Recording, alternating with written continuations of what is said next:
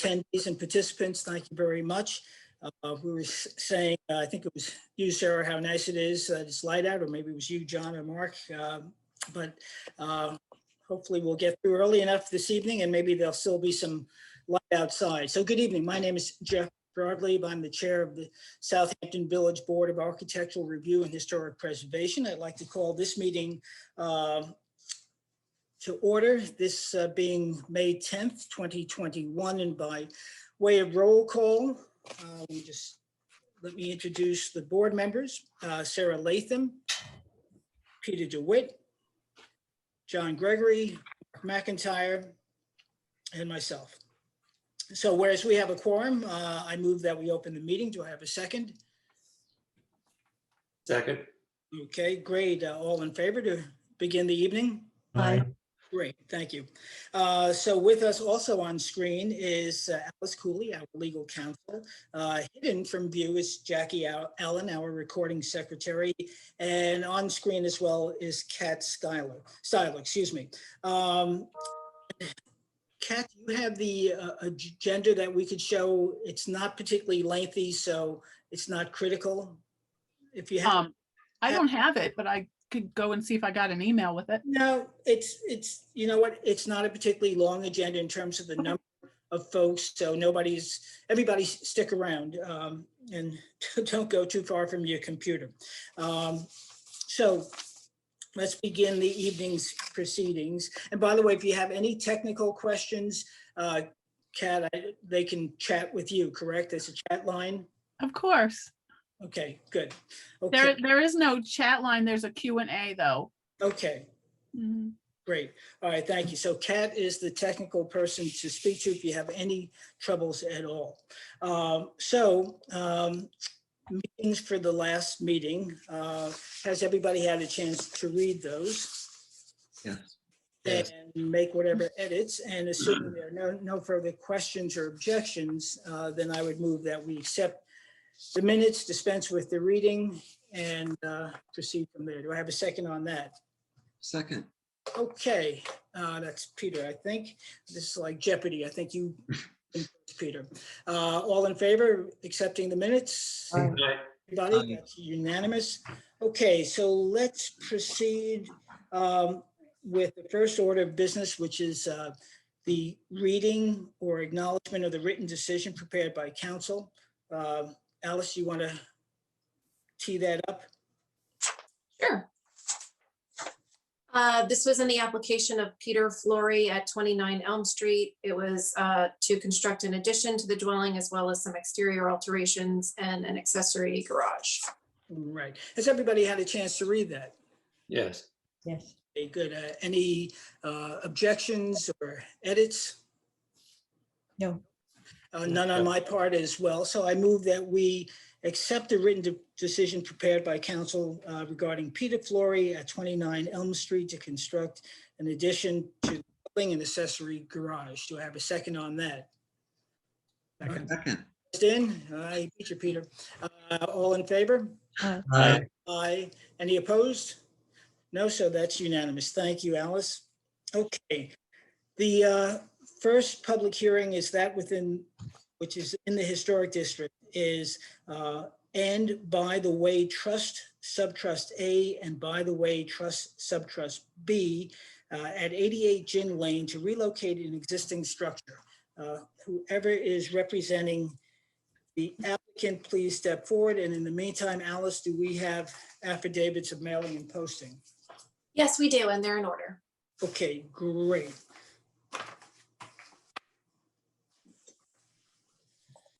Okay, so who is before us? It is, Okay. My name's Anthony Pasca. I'm the attorney for the applicant. okay, great. And then I. And also here should be John David Rose, the Mhm. architect, and Okay. Joel Snodgrass. Okay, Joel is not on there as of yet. So, gentlemen, Jackie, you have enough information on these fellows? Okay, let's proceed, gentlemen. I'm Okay. good. um, Yeah, thanks. All right, there's if you don't Joel. mind, thank you. If you don't mind, if I just, I'm going to start briefly and give a little bit of background. As I said, I'm Anthony Pask. I represented the applicants when they bought this property back in Right. 2018. And it was, what we found out about it was a little unusual, probably like other unusual properties in the village, in that we had sort of competing decisions, historic decisions that related to this structure, this carriage house that was on the property, Right. dating back to when the property was first subdivided. And I wanted to provide you copies with that, which I sent in the end of last week, Right. just so you had the background to why we're here and Right. what has sort of shaped this application. Right. And by the way, I might mention that we did, I assume my fellow board members have your summary of the history, what you're proposing, as well as some of the supporting documents behind it. So Anthony, we Okay. go in great detail. If you want to summarize it, by all means, you can. Yeah, sure. All I wanted to point out was that we found out when we were buying this property that we had the planning board unfulfilled condition, so to speak, where when they agreed to subdivide it, they had this condition requiring the carriage house to be moved. And Right. whatever that meant. I don't think they were very clear about what that meant. There's some references to moving it to a conforming location, but they wanted it moved. I assume they wanted it moved because of the nonconformity of it being allowed in the side yard. So Right. then a few years later, as you've seen, a couple of ARB applications were made by the same owner at the time who owned all three of the subdivided lots, Mr. Browse. And his first application was to demolish the structure, which I guess would have fulfilled the planning board condition, but this board did not like that option. Right. And there was a little, and I don't mean this in a pejorative way, but a No, little feistiness in the decision of, the planning board didn't consult with you about it. And so, you weren't just going to approve the complete demolition of the structure. And then when they came back to you a second time for the hardship, this is what kind of has shaped the current application, really, was that they wanted to demolish the structure, but in doing so, they compared it to the reasonable returns or unreasonable returns that they thought they would get if they did one of the other two options, which would be either to turn it into a primary residence or to keep it as an accessory residence and add a second primary residence to the property.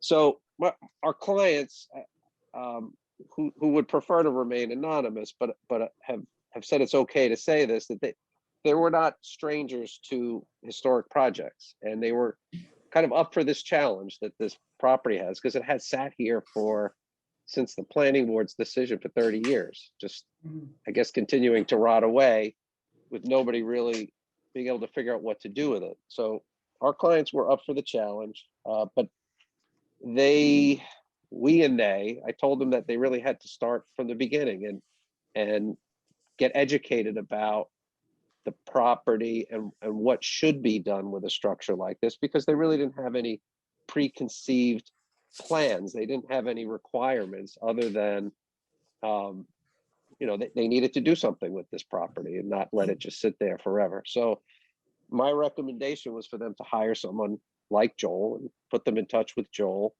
and learn whatever they could and get some professional advice about what to do. And so I'm going to turn it over to Joel, because that's really where he stepped into this whole thing, and let him explain what happened from there.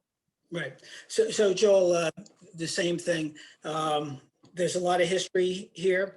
So again, if you can summarize it as succinctly as possible without giving us a whole textbook, so the public knows and the board members know.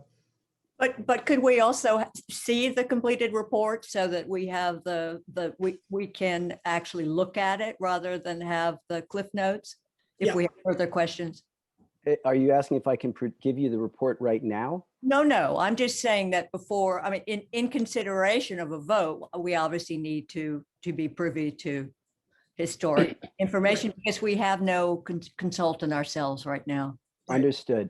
Understood. And I'll just, since it's really the property of the owner, I'm sure he won't have any problem, but I'll just Thank you. double check with him, and otherwise I'd be happy to supply it.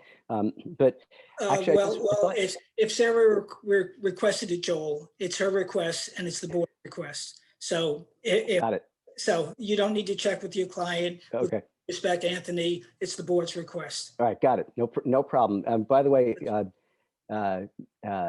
Jeff, I should probably, for the sake of everybody else, you know me, of course, and I've done Yes. this in the past and stopped doing it at request, but I just wanted to make sure everyone understood who I am, what my background is. I'm a conservator, architectural conservator, and my training is primarily in historic preservation. I have both my master's and my bachelor's in preservation. I have an associate's degree in building construction, and I have training in architecture before I decided to go be a conservator. So my entire practice has been in the field of historic preservation. In more recent years, it's been providing testimony to presentations such as this one. In any case, I have to say I was very pleased in that the owner approached me at the advice of Tony Pasca to try to do his homework. And I can't, as you well know, how many times I wish that had been the case in the past with other applications coming before this board, because they often did not understand the guidelines that they should be following. As a result, it was a fight to get them to bring them to a place of an intelligent design. So it was wonderful to have a supportive client who got the joke, so to speak, and said, fine, tell me about this structure. So 2.5 years ago, I set about doing an investigative report and tried to look at not only the history and the site of the building, but all of the influences. And then the latter part was to try to say, and these are things that should be kept in mind as you're moving forward, including the guidelines must be followed. You must comply. You need to do things in accordance, and you need to show every effort to do so and to be mindful of preservation standards and so on. And so with that, I made a series of recommendations.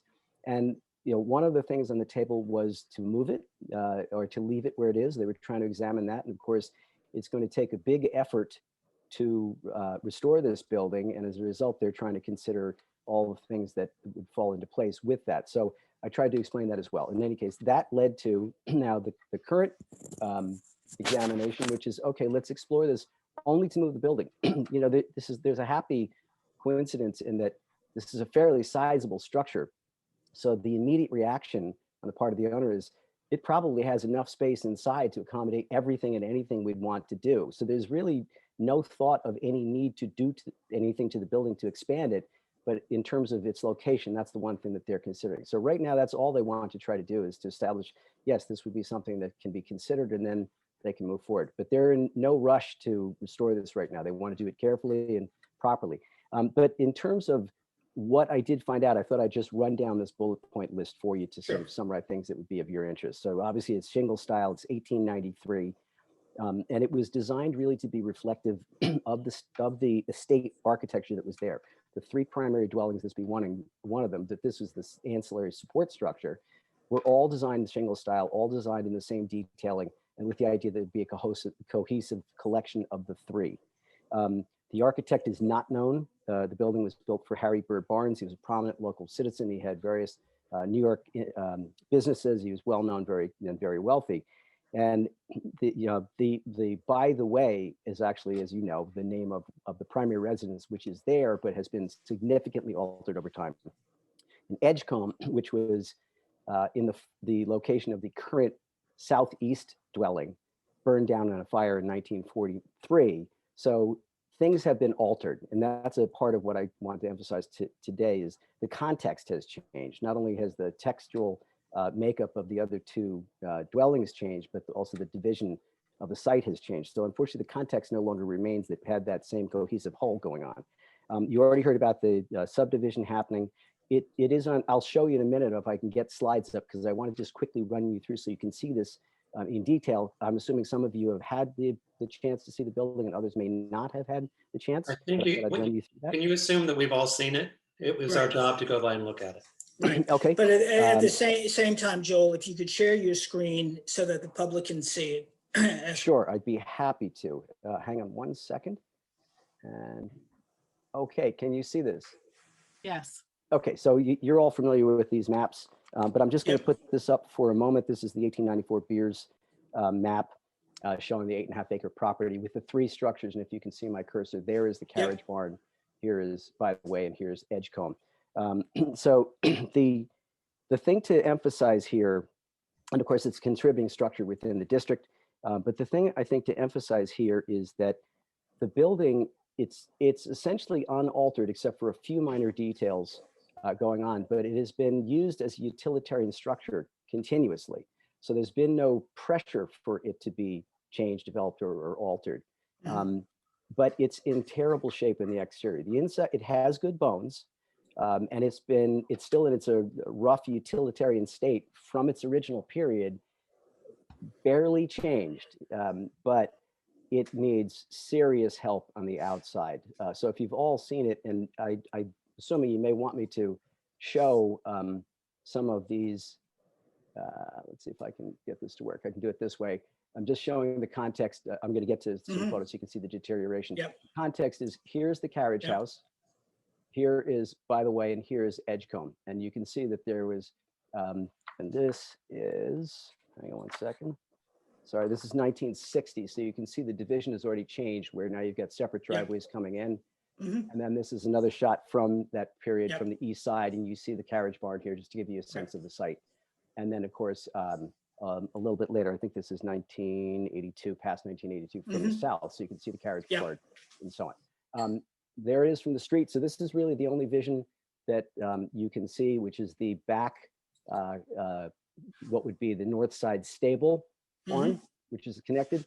And then as you move around the building, I'll go through this quickly just to give you some sense of it, the interplay of the shingles on the building and the primarily symmetrical facade. And the only difference is that on the south side, the roof sweep, it does sweep at the bottom. It continues down with the Dutch sweep, and here it's chopped off. So it's symmetrical except for those 2 changes. And here you see a better version of the facade overall, except obscured by the plantings, which have been there for quite some time. As you move around, you get a better sense of the symmetry of the overall facade. And it's a lovely building, but as you can see, if you look a little closer, it's really starting to hurt badly. And we're still walking around counterclockwise to the south. And this is the south side roof. I'll show you the skylight in just a moment. And you'll notice that it's a more modern asphalt shingle roof, but it has been damaged recently. This is now to the backside. This is the south barn stables, if you will. And you can see this deterioration going on all over the place. Looking at the inside of the rear courtyard to the north corner, and then the other side to the south corner, and then back to the entrance. So the roof is holding its own, but it's ripping up due to high winds and also and this is one of the only changes made to the building is somebody put in a quite crude skylight. Served its purpose, but the seals didn't last very long. There's water coming in there. It's causing deterioration. The roof is torn up in spots as a result of it connected to it. But really, it's the shingle facade that's really suffering the worst. And as you look more closely, you realize it's really starting to go. It's not been upkept. And that's just the factor of this, as you know, accelerates quickly towards the end of a process. So all over the building, it needs help. And these eyebrow pent roofs, if you will, are really taking a beating in certain spots. Windows are coming apart. And you can see one of the other roof overhangs has been wrapped because it was in bad shape. Windows are falling, shingles are hurting, and so on. Maintenance has been done over time, but it's a big building to keep up with. So the current owners want to do right by this. Here's just a few shots of the interior. You can see it's essentially untouched. There's been some shoring up in spots because of concerns.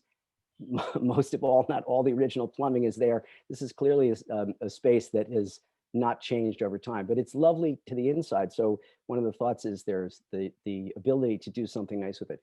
The stables at the southeast section of the building are still fairly intact, but the doors have been gone, whereas the ones on the north are all gone except for one. And here's that section under the roof, as I told you, which is now it's deteriorating. So the structural support is suffering in this area. Otherwise, it has pretty much good bones. And the only other thing I'm going to put out there is there's been talk at times about the fact that there was a room at the interior that's been altered over time. It looks more like they did some face dressing and painted it and added some some decals to the back of windows and so on and so forth. But the room is essentially still the same, and the rest of it is literally untouched. So it's an open palette for the owner, and they have the ability to do a number of things. So I'll leave you with that photo. But essentially what it's coming down to is the owner is receptive to all of the principles in the guidelines. I've hammered this home to them that you need to concentrate on making an effort to be respectful of that as you move forward. And obviously anything that they propose will be scrutinized that way. He gets it. And he's in support of saying, fine, then give me guidance. We'll work with this. We'll make sure that things are complying and we'll move down that direction. So thus far, the only thing is to try to move the building to a proper foundation so that it's up and protected, because right now where it sits, it's got problems. It's getting a differential settlement on the building, which is causing some racking of the frame. And it's the slab that it's on is cracked in spots and moving. And so it's a bit of a mess. So they want to put it on a foundation, but they're looking at it as if they're going to make that effort for the sake of stabilizing the building, they would like to move it to a better location for their residents, as well as they really have pride in the building. I mean, he wants the public to be able to see it as opposed to having it be on this kind of obscure corner where you're only seeing the back side of it. And they also understand that if in the future, and they're really thinking of it as if a future owner is going to consider purchase of this, they will of course be looking for, well, what are their options? They understand the principle. If you're going to add additions to a historic structure, they need to be relegated to the non-perimeter facades, to the rear, if at all possible, to minimize the effect. So that would allow them to do things, because it's a symmetrical layout completely with back wings as well, and it'll allow them to put things there. So they're obviously, I've gone through with them all of the individual things to be concerned about. One of the things I wanted to just bring out as it's already known, already understood, is this idea of context and not creating false prominence where it didn't exist. And so really, and I've talked to you about this in the past with other projects that have come forth, which is the context of the site has changed dramatically over time. And even though when it first started, this was relegated to a back corner because it was an ancillary support utilitarian structure, it's now in a strange juxtaposition where it really doesn't have a relationship with its former context, either by proximity or by relationship to seeing any of the buildings. Yeah. So it seems like there's a bit of leeway there, but by also moving it, then it's like you're satisfying some of the principles of preservation if such time a future owner wants to expand this, as opposed to with all this in mind, what is it we're being asked to consider today? Well, I think that's where John David's going to come in. Yes. So anyway, I'd be happy to answer questions. If you want me to wait until later to do that, let's to John Gregory's point, let's pass the baton to John David and show us what you're going to do. If he's still on, is he? I'm still here, but I think I'll have to give up the screen before I can take it. Okay. What do I need to do? I'll do it. Thank you. There you go. Okay, so can I share my screen now? Yes.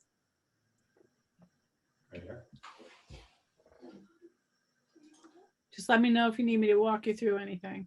Oh, I think we have it here. Good. Perfect. Famous last words. So Joel, thank you for that. That's very helpful. And I know you have a long agenda tonight, so I'll be quick. So you take a look at this here. Everyone can see my cursor. No, you're not sharing at this moment. Oh, hold on a second. So I have my screen up on the. Why am I not sharing? Okay, so the first thing you do is find the picture that you want to share with us. On my screen. And then the second thing is to choose share screen, and then you have to choose which view of your computer you want to share with us, and on the bottom right, click share. Right there. Share. There you go. Thank you. You're welcome. Don't leave though. I suspect I may have another problem. Okay, so everyone can see my cursor? Mm-hmm. Okay, so Yep. Here in red is the existing building. There's where we're proposing to move it. the green represents the primary setbacks, and the blue is the secondary setbacks or accessory setbacks. The building setback from the road should be 80 feet, and currently it's 18.1. From the side, minimum side yard is 35, and currently we're 15.8. I just wanted to take one step back though and talk a little bit about the fact that it's in a 120 zone. It's 2.9 acres. The existing GFA is 8,800 square feet for the first and second floor.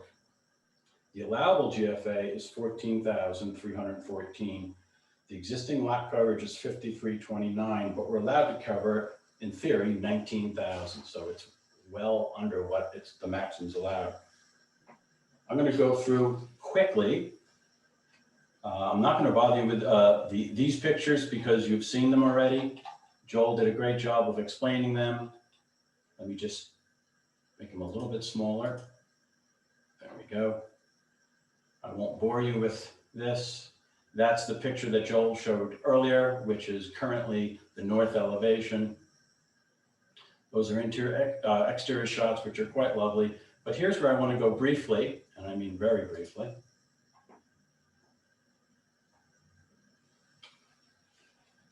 So here's the existing drawings are done by a firm called the Building Survey. They come in, they laser the whole building, and then they put in AutoCAD. Very accurate. The only thing that wasn't accurate though is their compass.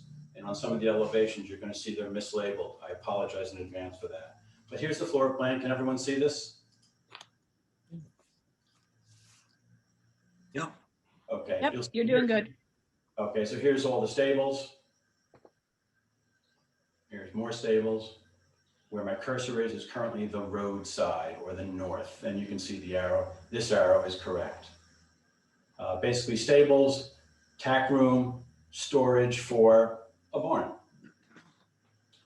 Second floor, you'll see a lot of rooms, habitable space.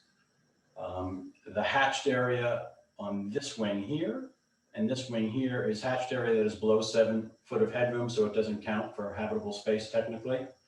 Not all of the shaded area here, but this area right here. And there's that lovely skylight that Joel was referring to. Here's a roof plan. Not terribly interesting, but it shows us how it's put together, the valleys, the hips, and all that jazz, and how it was built and how the water runs off when it's running properly. And here's kind of an important photograph, perhaps the most important tonight. This elevation down here, north, is what you currently see on Gin Lane, behind the 11-foot hedge. This one here, improperly labeled, which is actually the west elevation, is the elevation we're proposing to show to Gin Lane. That's really a big pickup in my opinion. That's really important. Very nice. This here, a flat elevation doesn't do it justice. Joel's photographs did a great job of showing how it has a lot of depth and shade and shadow. Very hard to capture in 2D AutoCAD. And this is another side elevation to the south. Some building sections I won't bore you with, but it gives you an idea of the level of detail they went through.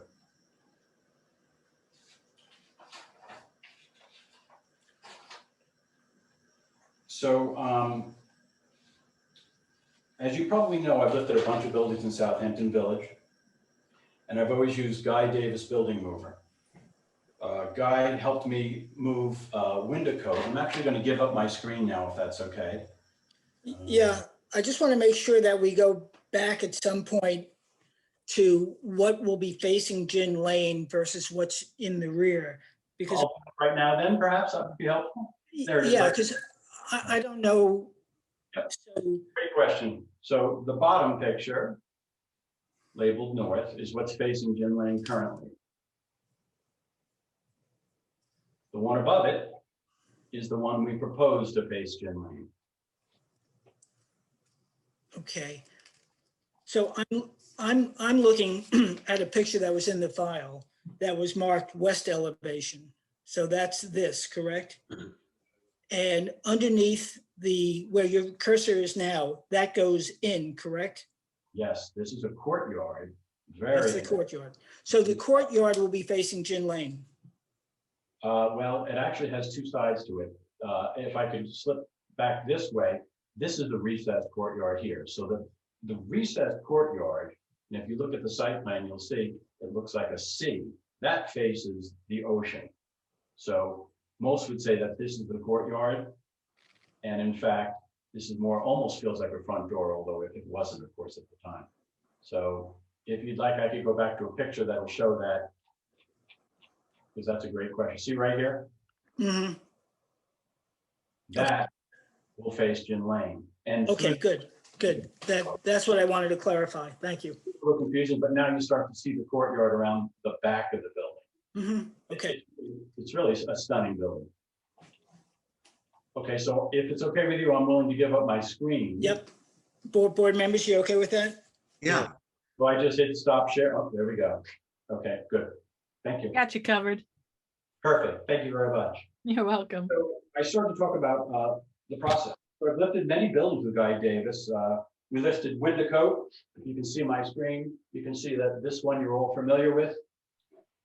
A landmark building. We lifted up, but we also, right next to that, on the corner of South and Gin, we lifted this and moved it. This is Sunnymead, also a landmark building. Yep. Had a great time with it. We lifted it, moved it 18 feet to put it in a conforming location. That was a couple of years ago, but the board certainly understood that, both of these were all in the same family and they were part of a bigger parcel. And when it was subdivided, the hedges were put up. As Joel was describing, it took on a different feeling and it wasn't the same place. The process is pretty straightforward, believe it or not. We lift the building, we stabilize it first, we lift the building, we then take measurements as I think we know that they do this all the time. I don't think we need a description. I think we understand the process. Yeah. Okay, perfect. Yeah, we're confident. Okay, then. Thank you, Peter. That's really all I have, unless you have. Okay. Board members, questions, concerns? I have a few things. I have to say I like the orientation to Gin Lane now, the way it is. I'm concerned about what will happen to the elevations if the building gets turned. So I would be hesitant. I mean, those high up stable windows are not going to survive a turn to the ocean. So I think we need to see what you want to do with it, because you're going to have to make big changes. That big open courtyard is going to get enclosed. Those barn doors are going to go away. And actually, I have no problem with its not conforming location. I don't think it has to match anything. I love the view down the LA. I could see moving it further down that LA or even further to the west if you needed parking. But I wouldn't sign on. I personally would not sign on a move until I knew what the alterations were going to be and then what you're really going to see, because you're going to change stuff and that's fine. But I think that should be part of the approval. I'm with Peter, and I actually have a heart. I wouldn't move it at all. I mean, I realized that you would have to move it in order to stabilize it, pun not intended. But the existing north-south orientation, if totally moved, those stable windows, the courtyards, the building materials will be subjected to vastly different environmental conditions, and I'm not for taking this lightly. Thank you. I think I'm of the opinion is that I don't feel like we have a complete picture. I understand you want to move the building, but I don't think we understand what you want to do with it once it's moved completely, other than reorient it right now. So I don't know that we can make a decision based on what may happen in the future without understanding what that desire is. Or the alterations to be considered. John? I agree with what everyone has said. And my additional concern, and I know you mentioned the home that you moved back 18 inches from its existing foundation, but this is it's a major, major move from its current position. I'm just wondering what the potential is for disaster, even with the most talented, engineers and movers. What's the likelihood that something might happen in that change itself, aside from needing to see the big picture of what the plans are for the property once that does take place? Should I answer that one now? Just to clarify, the move. Go ahead, John. Sorry. Go ahead, John. So the house that your board approved wasn't 18 inches. I'm sorry, it was 18 feet that it was moved. The moving process, I hate to say it, we've never dropped one yet. We've moved many buildings. We've moved them of stone and brick. This is a pretty straightforward building, especially since it's more of a post and barn building. We're moving 2 right now in much worse condition than this. Never say never, of course, but Guy Davis is about the best in the business. I'm sure he's very talented. It's just this is to me, such a spectacular example of architecture from that period. I would hate for anything to happen to it. Right. So let me chime in if I may. There are a couple of things. I think John Rose, I think the request, I'm assuming that everything would stay exactly the same, but my fellow board members are probably less naive and more circumspect than I am, as they should be. So in addition to moving the house, we should know what the final plans will look like. I mean, that's essentially what we're doing. So it's a move and whatever alterations are to take place. I'm assuming there were none, but maybe that's not the case.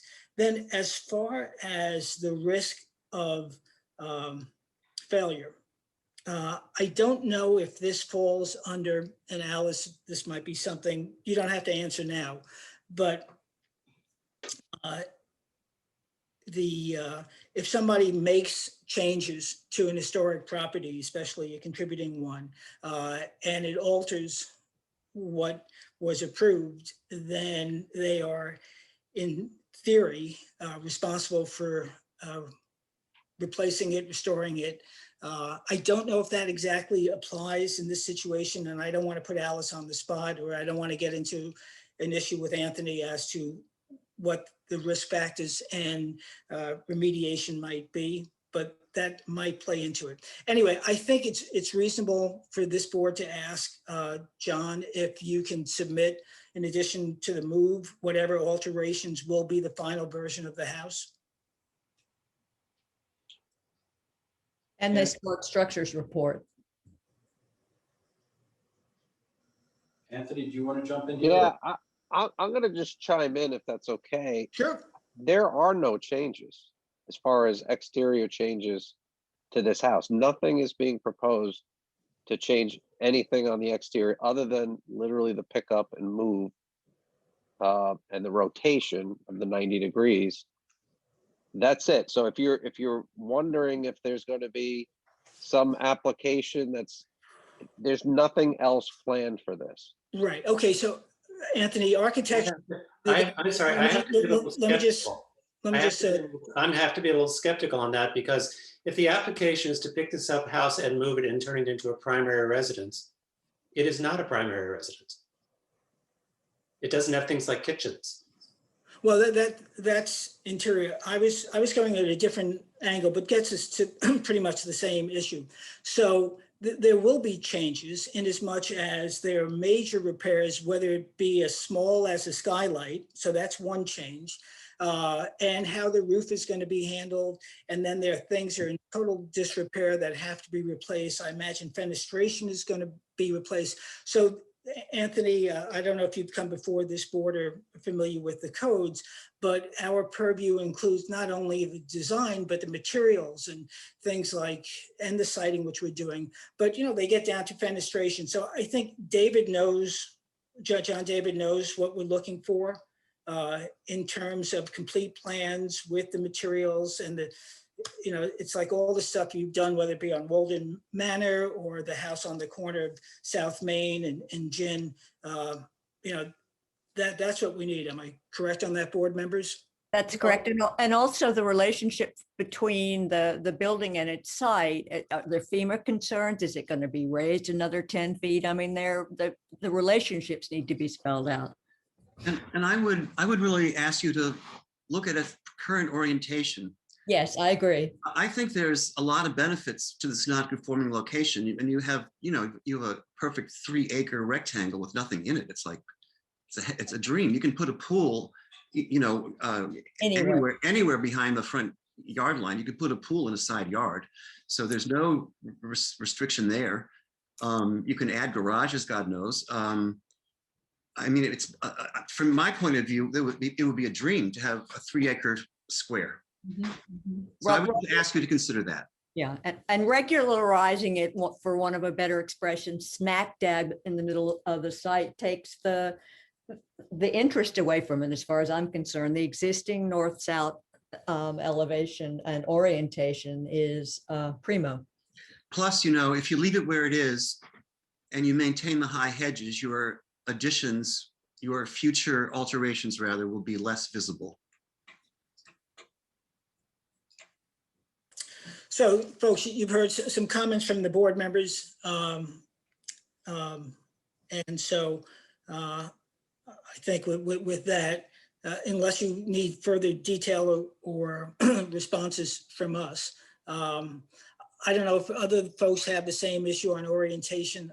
I do not. On the other hand, I think Peter and Sarah's request to consider that is a reasonable one, especially given the risk of moving it. So, I mean, there's several things to consider as well as the final design.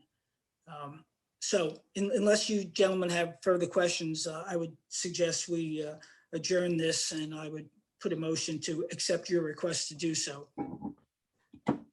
I'll leave this to the board, but don't we have to open it up to the public? Oh, yeah. I mean, I don't want to tell you how to do the job, but No, please, I can use all the help. Believe me, Okay. I use a lot of help. So, and we won't even go down that path. Thank you, Anthony. So let me, Kat, are there any folks in the public out there that want to chime in? Okay, so anybody in the public in the attendee room, please raise your hand if you have any comments that you would like the board to hear. If not, we're going to be moving on. And there's nothing, Jeff. Okay, Anthony, you can be my sir or no anytime. Thank you. Okay, Take that back. There. I would like to request that you hold this over. We Yes. will take your comments and we will try to provide responses to every one of them, at least Okay. address them all for the next Right. meeting. Okay, great. So now, if you can do it, this is a big project. So and John is very well skilled and he can turn things around very quickly. Whatever you decide to come back with should be in the building department by noon the Thursday before the next meeting. If that's not possible, we can always adjourn it to the following one. Okay? Thank you. Thank you. So I move that we accept the applicant's request to adjourn to our next meeting. Do I have a second on that? Second. All in favor? Aye. Aye. Aye. And thank you, folks. And we do appreciate the owner's concern about preserving this house. That's it should not go unstated as much as it might have. No. That's to be applauded. Yes, Thank you're you. right. Absolutely. Yes. Okay, thank you, folks. Thank you. Okay. And by the way okay. So the next agenda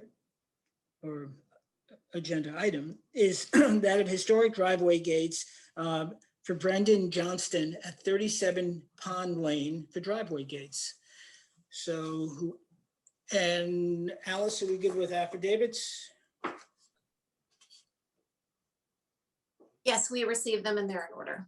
Okay, thank you. So anybody for this applicant? Here we go. Okay, Mark Cirillo is coming in. Anybody else who's with Mark raise your hand and I'll bring you in too. Oh, that's the only hand going up, Jeff.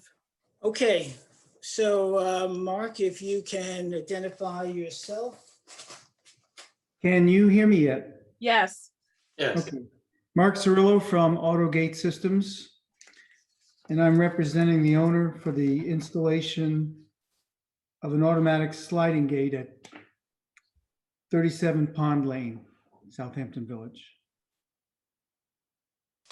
Okay, so Mark, if you can share your screen with us and the public, things that we want to go over, as you know from the past, are dimensions, design, transparency, material, columns, lighting, and mechanisms. Okay, let's see if, Oh, nice. what do you see? Your motorcycle and a We see a computer motorcycle. background. A I great don't see anything. motorcycle. I'm going to just return to the meeting here. Hang on a We see a second. road trip. Yeah. There, I stopped your share. You want to redo it?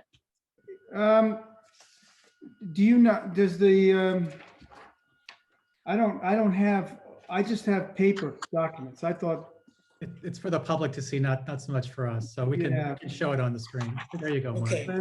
let's see here. Good, that's Perfect. beautiful. Okay, Does good. that help? That's Yes. perfect. So take us through the dimensions, design, transparency. Okay, material. I'm gonna put this image down right now, okay? That's okay. All right. So there's no lighting involved. Good. What the owner's request is for a picket style, 4-foot high sliding gate across the driveway. It'll be, as you know, you've seen the property, the driveway has a significant pitch up the hill to the side yard and play yard. And the owner's concern is about children, pets, kickballs, you know, down the hill into the lake or into the traffic on the Right. road. So he also, the property is bordered along the road front by a significantly thick hedge, a quite old Mhm. privet hedge, which is about 6 feet in thickness, in depth. And this gate will be situated on the house side of that privet hedge and Okay, slide behind it. gotcha. Okay, When the gate is open, the gate won't be visible at all.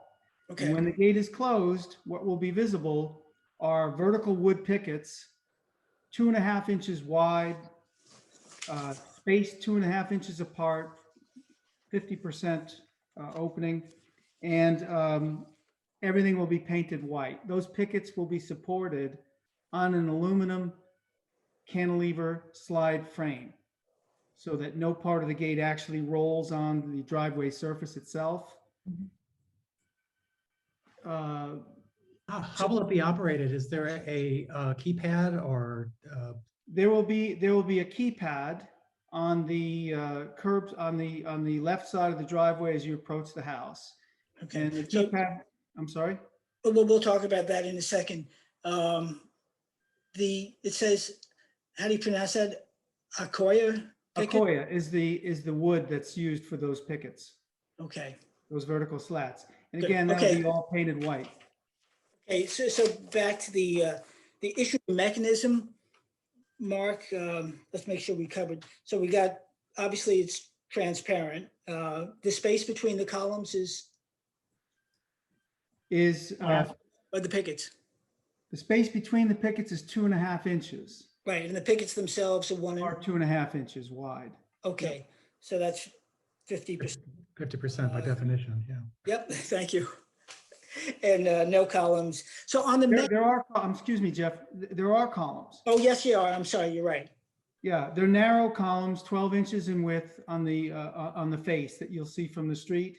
And on the right-hand side, it's actually a pocket. The gate will slide through it. So these are center line along the column. And you said there's no lighting? No lighting. It looks, what's on the right facing column? That is, if you're looking at the image, we're looking at the structural post inside of that. I white got it. column. I got it. Yeah, there's Okay. no, the columns are flat panel, 4 sides with Yeah. no other detail except a pyramid, a slight pyramid cap to shed Right. water. Right. So Mark, let me, mechanisms, especially in the historic district and especially on this property, we're asking applicants to come up with a mechanism that is not visible from the street, no goosenecks. And so if you can, you will improve your chances of getting approval if you can figure out a way of either eliminating an external mechanism or somehow including it in the gate itself. Sure, we already discussed it. The owner and I already discussed.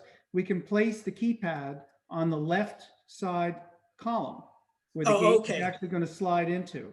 Okay, Because, gotcha. yeah, the owners won't really have any use for that except when they're a pedestrian, when they're walking.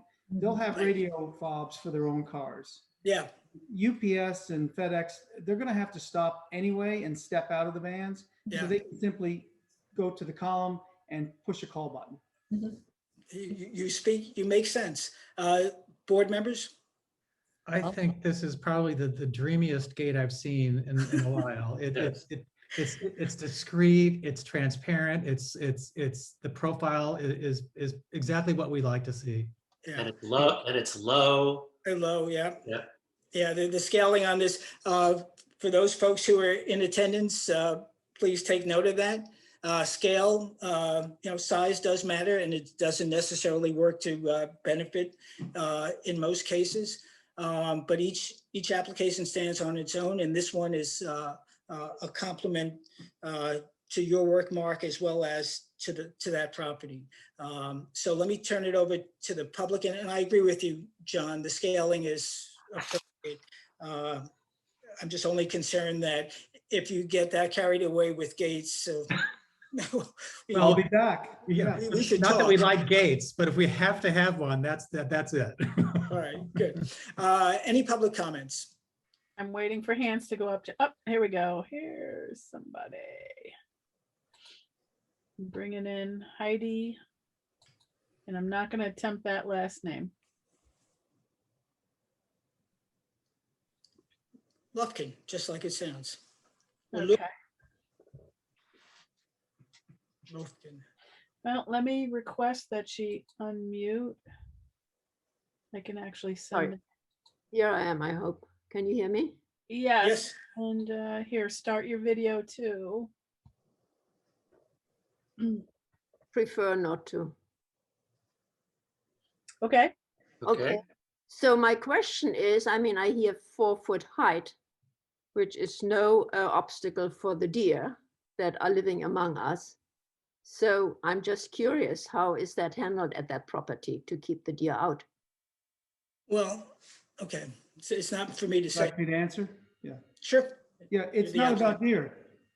This is a young family that has, they're planning they'll have small children and a dog in the yard. And there's only 4-foot high yard guard fencing that comes down the, which would be the southwest property line. So it's not about deer fence. That's Yeah. not the owner's concern. Okay, well, how long have they lived there? I believe they purchased the property last year, but Okay, it's, That's enough. Anyway, thanks for answering. thank you, Heidi. Any other comments from the public? Okay, so if there are no further comments, then I move that we accept the application of, I gotta get out of this. We need a written decision on this one, Jeff. Oh, thank you. I move that we move the written decision regarding the application of Brendan Johnson, 37 Pond Lane for driveway gates. Do I have a second on that? Second. Okay, all in favor? Aye. Any opposed?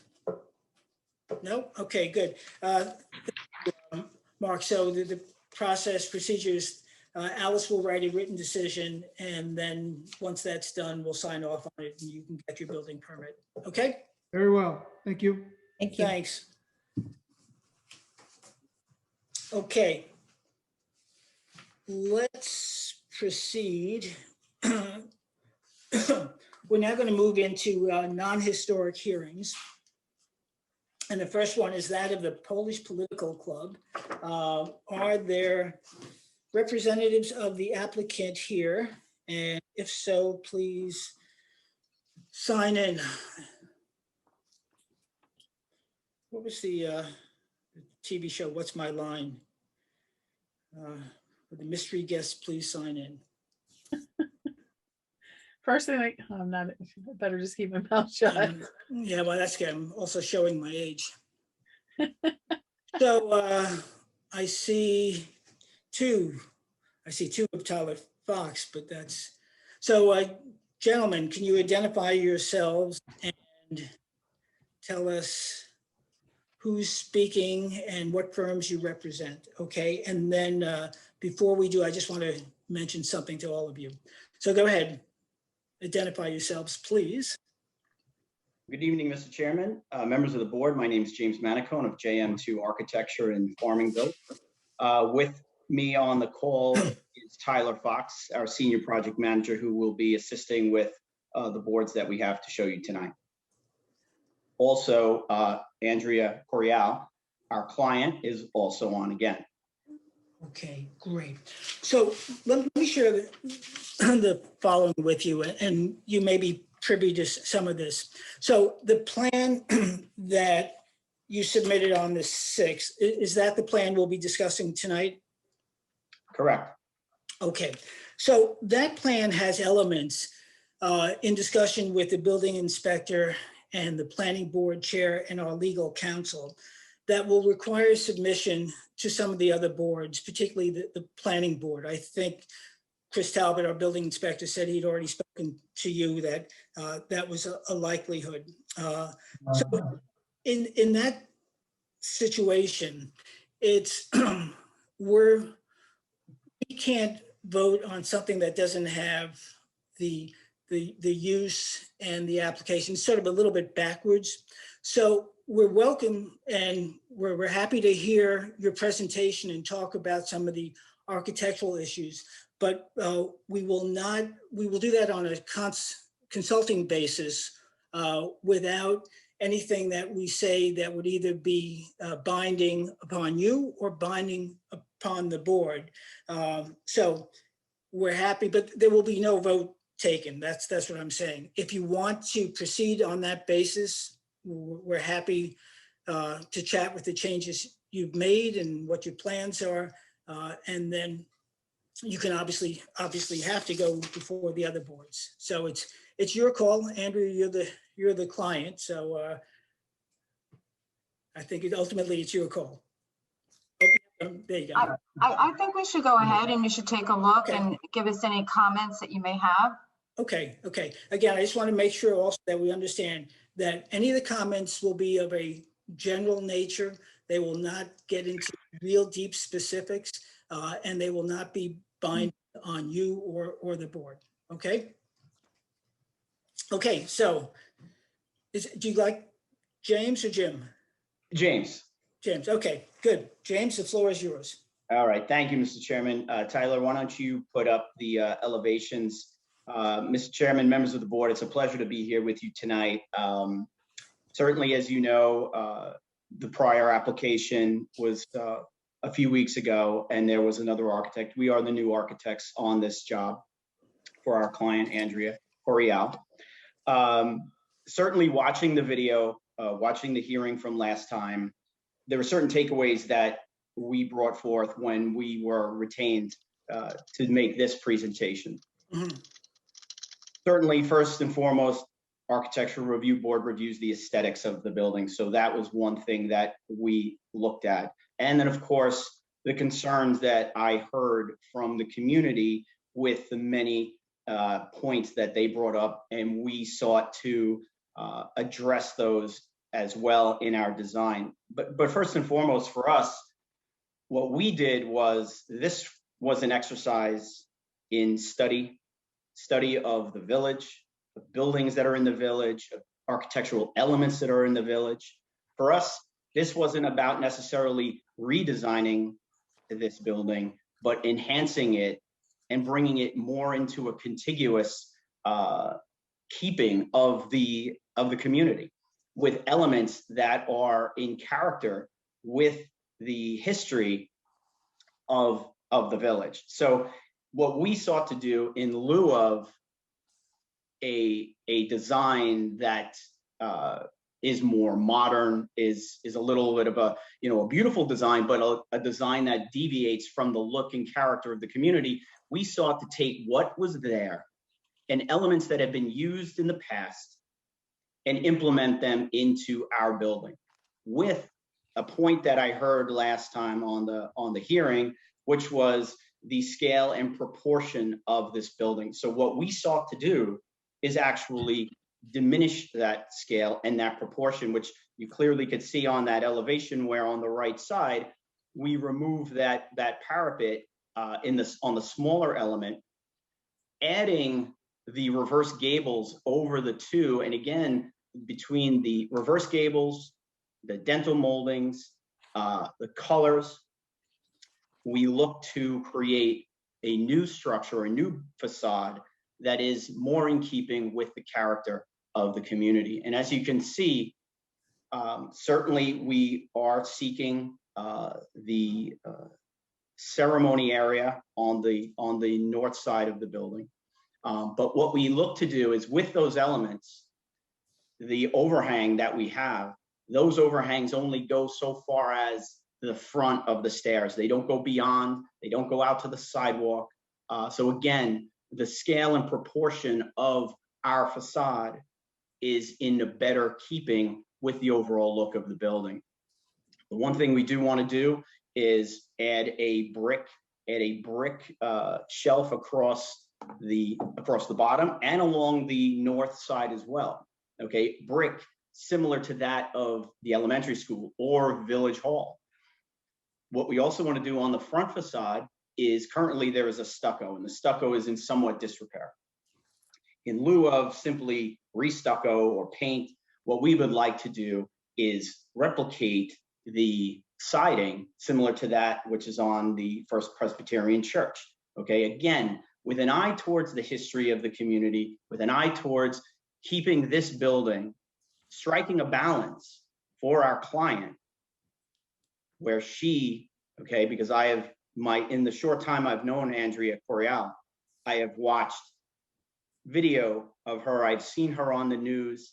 This is a woman that I can say, when she puts her mind to something, is laser focused towards its success. I've had countless meetings with her, and she is committed to making this building a building that is just beyond a catering hall, that it is a building that will serve the community for different events, so even maybe like a Halloween, for example. So getting back to the aesthetics, what we seek to do is to put the brick shelf on, as well as on that side of the building, on that north side. What we are going to do is, that's going to become a planter box. We're going to do an evergreen on top of that planter box, and which might be a little hard to discern in the image, but we want to do a slat wall, okay? Because again, I heard last time about the visual. Certainly installing a row of privets takes a few years to install. What we look to do, again, is enhance this elevation with this brick-faced planter box, a row of large evergreens, okay, as well as that slat wall that will also provide sound attenuation and diminish any type of line of sight to that. And then again, thinking about the points that were brought up last time from the community, certainly the deck outside, the conversations that I had with my client, such that that portion of the site on the north side will be primarily for ceremonies only. We're not looking to have music out there. We're not looking to have food out there. The doors that will go to that wedding ceremony area will have self-closers, so they cannot ever remain open. They will shut.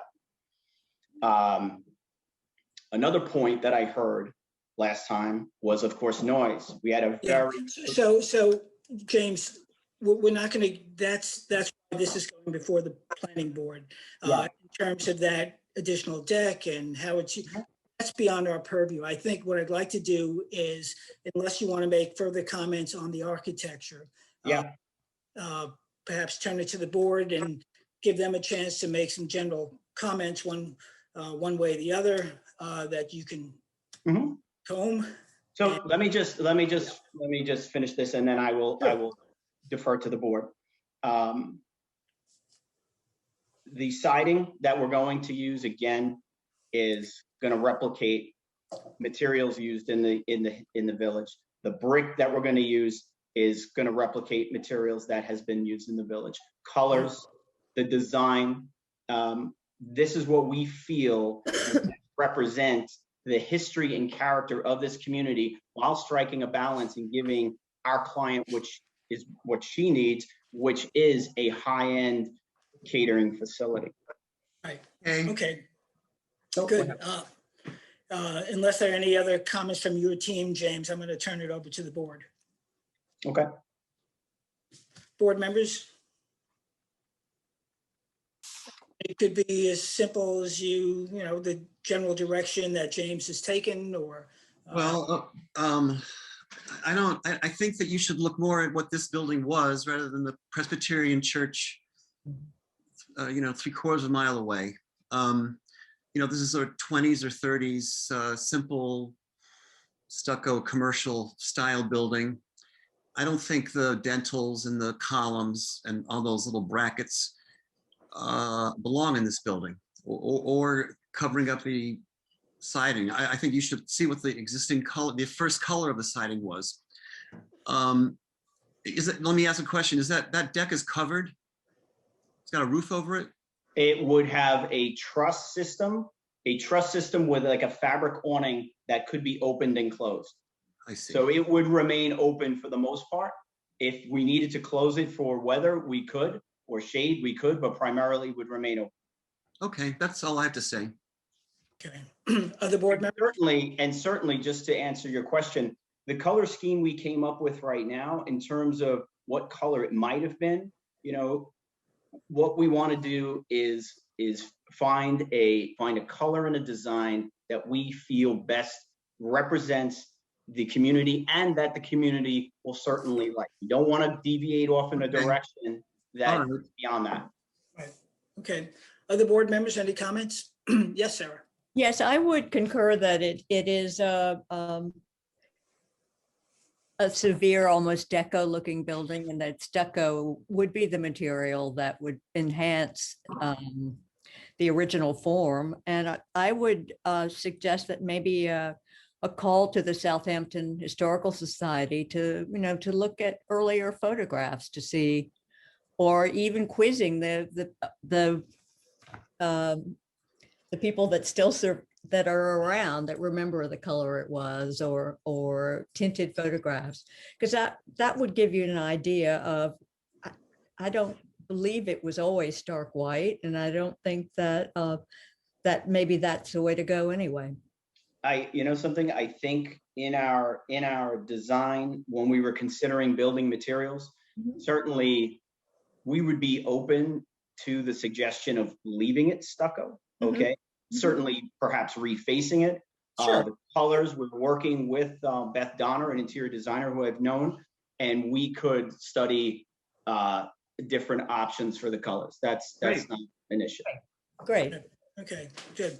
Anybody else? Yeah, the one question I have is, between what you've marked as documents A102 and A101, the width of your proposed deck seems to be different between those two sets of drawings. Because when I measure out A101, the deck is wider than it appears when I measured out on A102. Which one is correct? Let's see, go.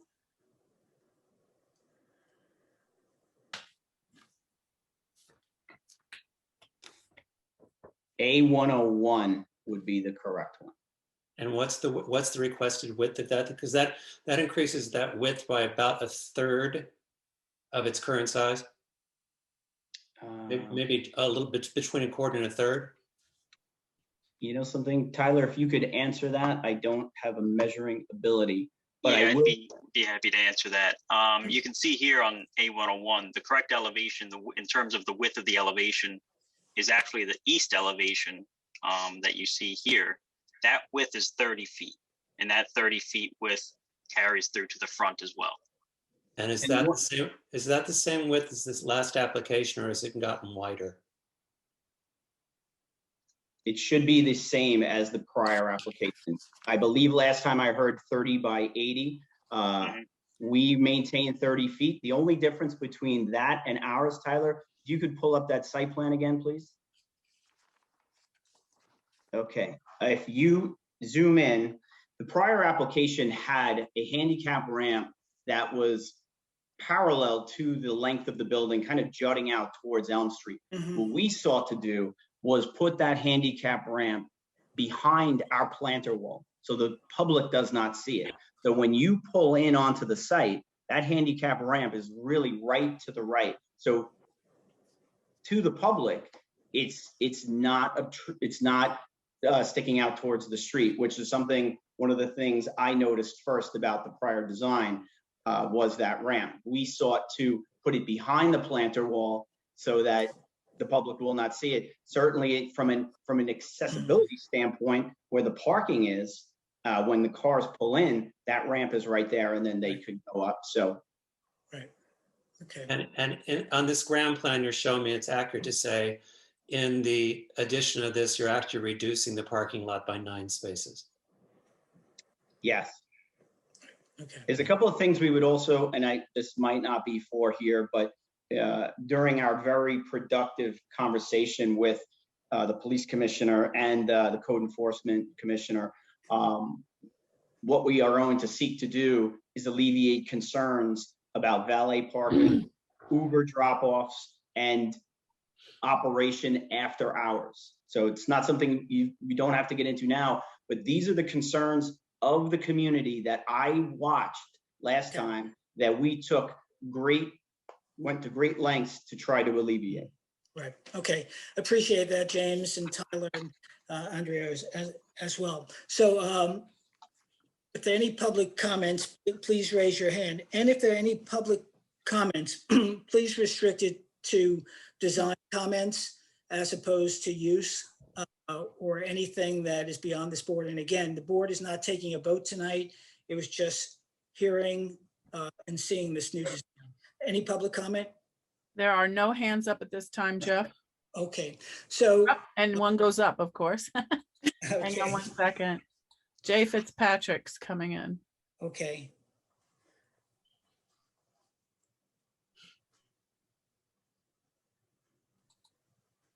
Mr. Chairman, let me just say before this gentleman comes on, I am happy to meet with anybody in the public at any time, one-on-one, either at the site, in my office, to discuss this. Okay, that's a generous offer. I don't see where Jay went. Sorry, Jeff. Here, Kelly. Oh, there he is. Yeah. Okay, Jay, you have the floor. Okay, can you see You can me? stop sharing your screen if you wish to, Tyler. I got it. Okay. Okay. Hello, Jay. Hi, I'm Jay Fitzpatrick. Identify yourself. Jay Fitzpatrick, 243 Elm Street. Okay. Thank you to the board for allowing me the opportunity to speak. I'll keep it short and brief. The design concept, bringing the inside venue out, is a non-starter with me and the community. The plant terra of light and sound that will permeate the neighborhood is going to have a horrible effect on the quality of life. As presented, the design concept is not harmonious to the character of the village, nor to historic Elm Street. Thank you. Okay, duly noted.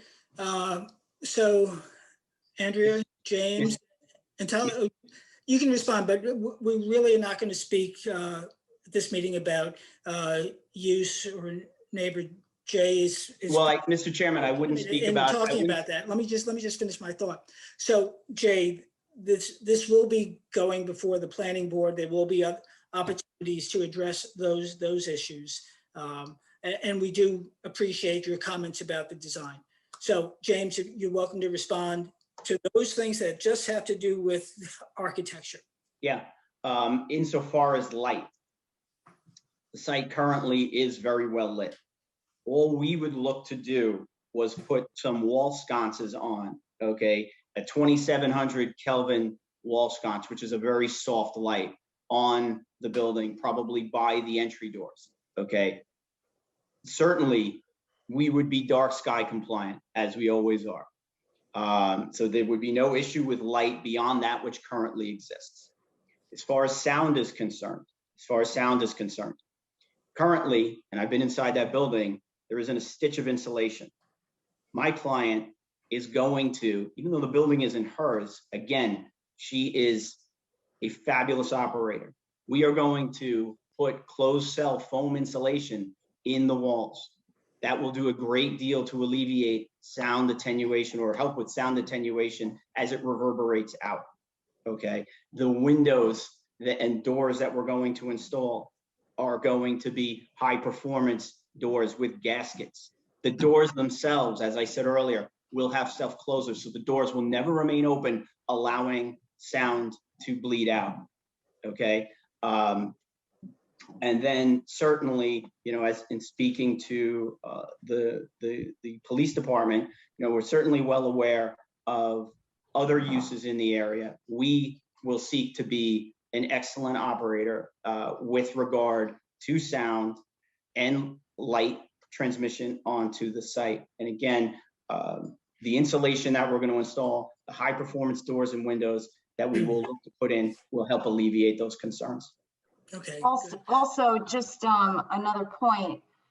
I understand the neighborhood's concern, but you know what you have also on the south wall, we are planning on putting huge trees to the point where people won't even be able to see in or out.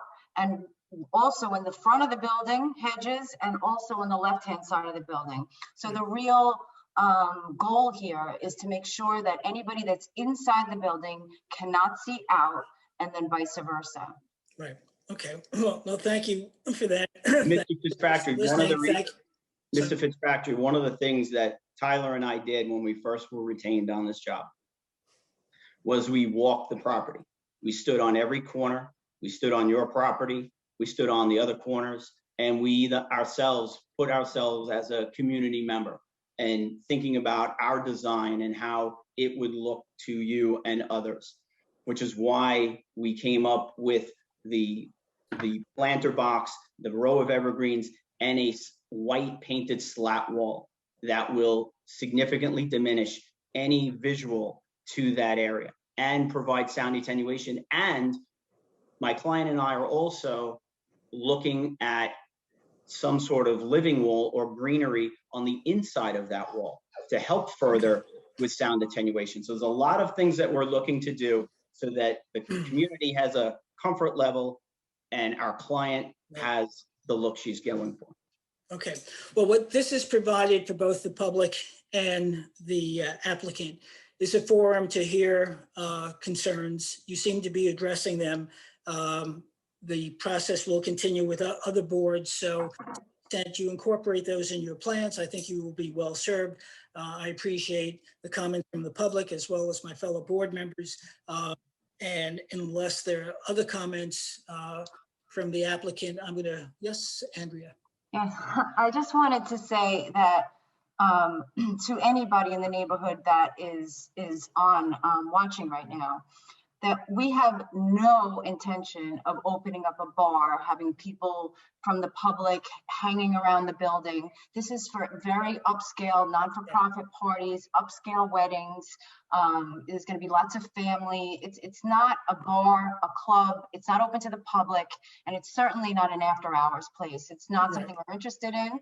And I just wanted the public to know that we are not bar operators. There will be no open bars.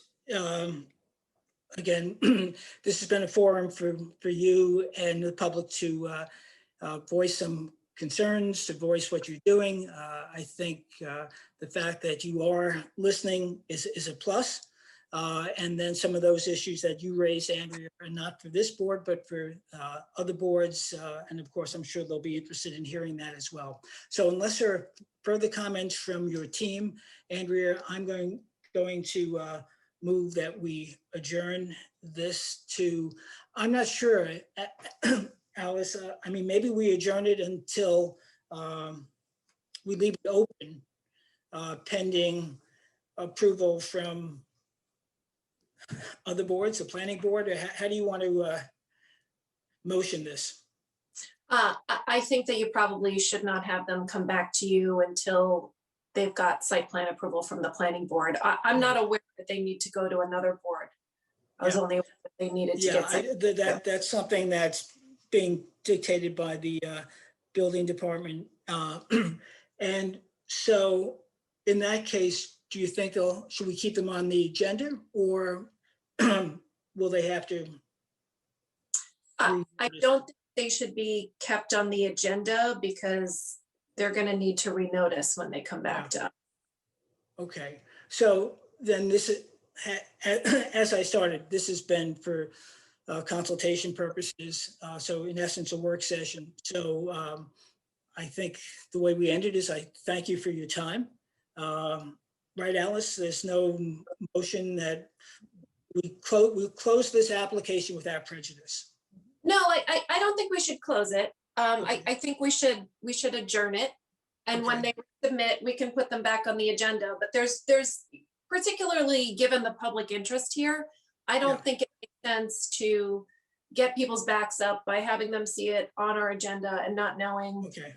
Unless you just want to have a notation on the agenda that it's adjourned until they receive site plan approval, I'm fine with that too. I just also want to be clear that they need to renotice when they come back to us.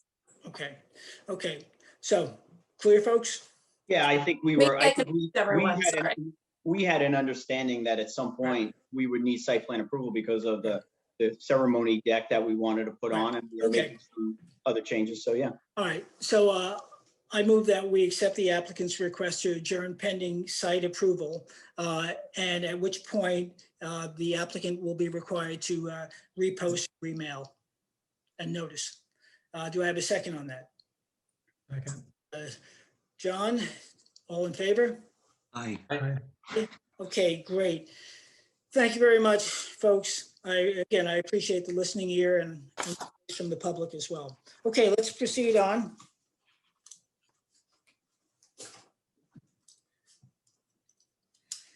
Okay.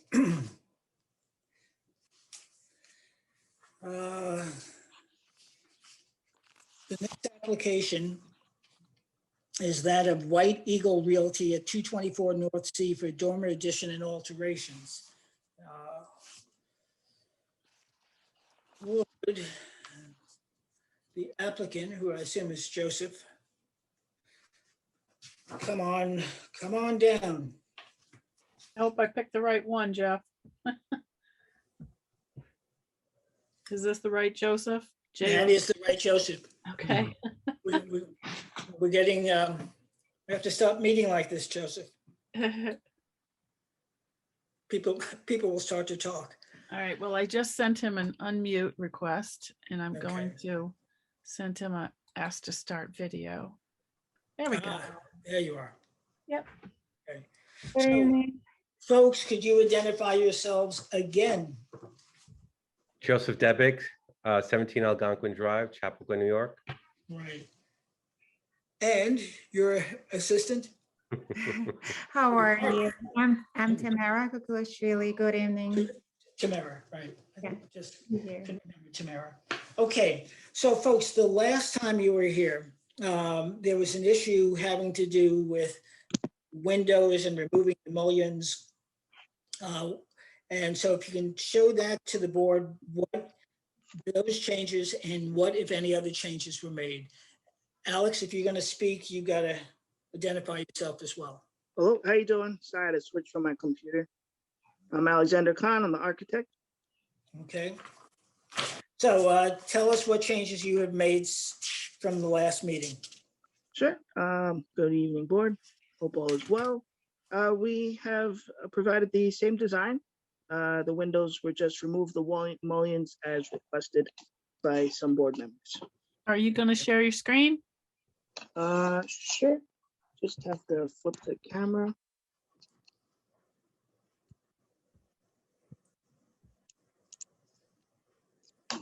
So I just don't have very much battery left on my phone. Just give me 1 sec.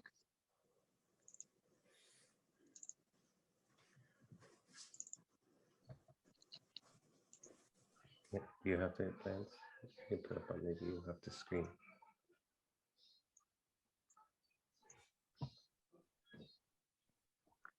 Okay. Here we have the front elevations. No mullions are on any of the windows anymore. Hold your phone sideways. You'll get a wider view. Sure. There you go. Okay, good. And there were no other changes? No other changes. Okay, so board members, I know there was a difference of opinion as to the dormers. So any further comments you want to make? John, Mark? I think for the window comments that we made last time, it looks like they've made the changes that we requested. Okay. I agree. Sarah and Mark, I know you had issues about the dormer and how it was coming out, so I don't imagine you've changed your opinions. No. Nor do you have to. We No, value your I think opinions. it's a shame that they didn't want to gain another 40 square feet of interior space, but they can proceed. Okay, all right. So any public comment? Just for the public, once again, we're asking if you have any comments, raise your hand. If you don't raise your hand, we're going to move on. I do not see any, Jeff. Okay, in which case, and no further comments from the applicant, I'm going to move that we accept the application of White Eagle Realty LLC at 224 North Sea Road for dormer addition and alterations as submitted in the plan of May 4th. All those in favor say aye. That would be me, Mark, and John. All those opposed, Sarah and Peter. So inasmuch as you have 3 votes, which is the requisite for approval, Tamara and Joseph, you are good to go once you get your building permit. Thank you. Good luck. And, you know, yes, there are things that can be done differently and improved, but this was a house that was derelict. And so, you know, the board also recognizes those efforts as well. So thanks and good luck. Thank you. Thank you for, Have a good evening. thank you. Okay. Thank you, Mr. Khan. Good night. Good night. Thank you. Okay. The next application, there's a request, that's of Emily Chien and Thomas Mahoney at 22 Cobble Field. The applicant requested an adjournment to May 24th, so I move that we accept the applicant's request to adjourn. Do I have a second on that? Second. Good. All in favor? Aye. Aye. Okay, good. Thank you. The next application in a similar vein is 143 Meadowmere LLC at 143 Meadow Lane for 2-story single-family dwelling with attached garage and accessory pool. The applicant requested an adjournment to May 24th. I move that we accept the applicant's request. Do I have a second on that? Second. Okay, all in favor? Aye. Aye, good, okay. All right, so then the number 5 on the hit parade is the application of Constance Hunter at 170 Pulaski Street for 2-story single-family dwelling and attached garage.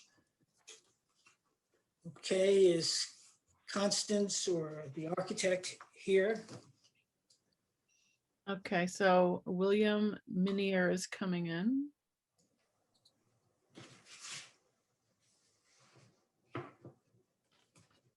And that's all I see so far.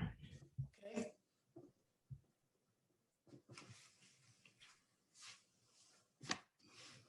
There we go. Hello. Hello, William, please identify yourself. Will Manier from Will Manier Architect, 67 Hampton Road, Suite 203, Southampton, New York. Okay, so Will, the last time we were together, there was a concern about multiple designs and the the mix of designs. There was a question about the chimney material, and there might have been a couple of other things that. But why don't you take us through the changes that you've made? Okay. Yep, definitely. So thank you. We went back after the last meeting and took the board's comments into consideration. We looked at the term Greek revival of the front building and felt maybe the repetitiveness of the windows equally spacing might have had some of that. It also had some corner ornate details, some head crown moldings over the windows. That particular element of the building did not have the dental blocks like the rest of the house did. So that was another element that sort of maybe felt a little detached. So what we decided to do was sort of group the left side, which is one room inside, as a pair of windows. And that sort of reflects stuff in the back, and even in the upper right-hand corner, these two windows you'll see in the bathroom. This window is also separated a little more, so you lost sort of that repetitive nature of the windows across the front. Just to point out, this is a shed roof on the front. This is not a flat roof. This little element's a shed roof. Drop the windows, like I said, to introduce this detail, which reflects itself in the rest of the house. One major change was the upper roof section. And I can flip back and forth between the previous versions, which maybe I'll show you. It might make it obvious, but we kind of felt that this upper gable, which was here, was the only condition of the house. And although it related nicely to the front half, it really delineated this and made this different than the hips everywhere else. So we removed that. That could be seen.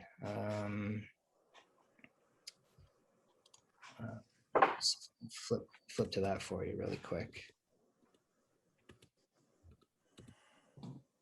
So this is what we're proposing, and this is what it was. You'll see this element here we removed.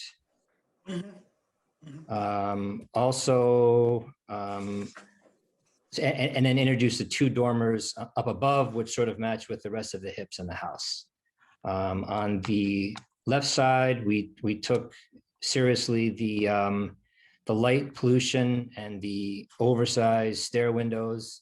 And we made similar size windows, all 4/4 on this side. It just keeps the same proportion of light cuts as the front of the house, and put two small windows here. These is still recessed back into this wall, and it's now a similar material of siding, not a separate material, which kind of broke the house in halves, and made a physical connection now up above where the wall plane is continuous. And then we did introduce brick. We're all in favor of the brick on the house, both on the stoop and on the chimney. The rear elevation remains mostly unchanged. And the left elevation, or I'm sorry, the right elevation remains pretty much unchanged also. We did eliminate the head pieces, like I said, the solid crowns that were on all the windows.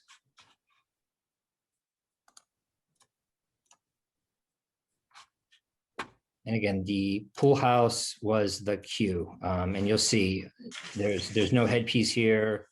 There is no corner boards. It's woven on the sides, and there is a piece of molding here, which we had a little more detail on the house. The owners really wanted that. Okay. Board members, comments?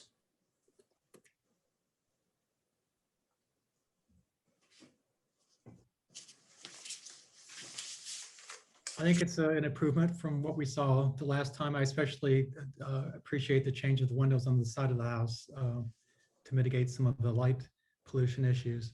I mean, the only comment I have would be on a lot of the glass on the back side of the house, but I think we discussed that last time and decided that the pool house created a enough blockage for that issue, but if that's not the case, please refresh my memory. Yeah, there's a large pool house behind, which you can see on the site. I also want to point out that this is not a house that will have hi-hats. This is a sconce house, light fixtures, very low levels of light. And we're putting together lighting plans now, but this is not a bright house like we've seen in some of the neighborhoods. Yeah, this is the lot. This is their pool house here. Okay. Yep. Okay, the comments from the board? I would say thank you. It does show that, you heard our concerns. I think this looks like a much more cohesive house than what we saw in the last meeting. Thank you for addressing the concern with the light pollution from the stairwell and making those windows smaller. The house holds together as an integral matter now much better than what we had before. So thank you for that. Well, I have to say, may I go ahead? Yes, please. No, sorry. It's still a bungalow smashed up against a sort of, a hip-roof classic colonial revival. It doesn't match at all. I mean, I don't know what you guys don't see. I mean, it is like two separate houses. I totally agree. It's still a transitional Greek revival one-story building that's jammed up against another style. You continue to have attic windows, which are an integral aspect of the Greek revival. You might have changed the fenestration, and but to me it's still a mishmash.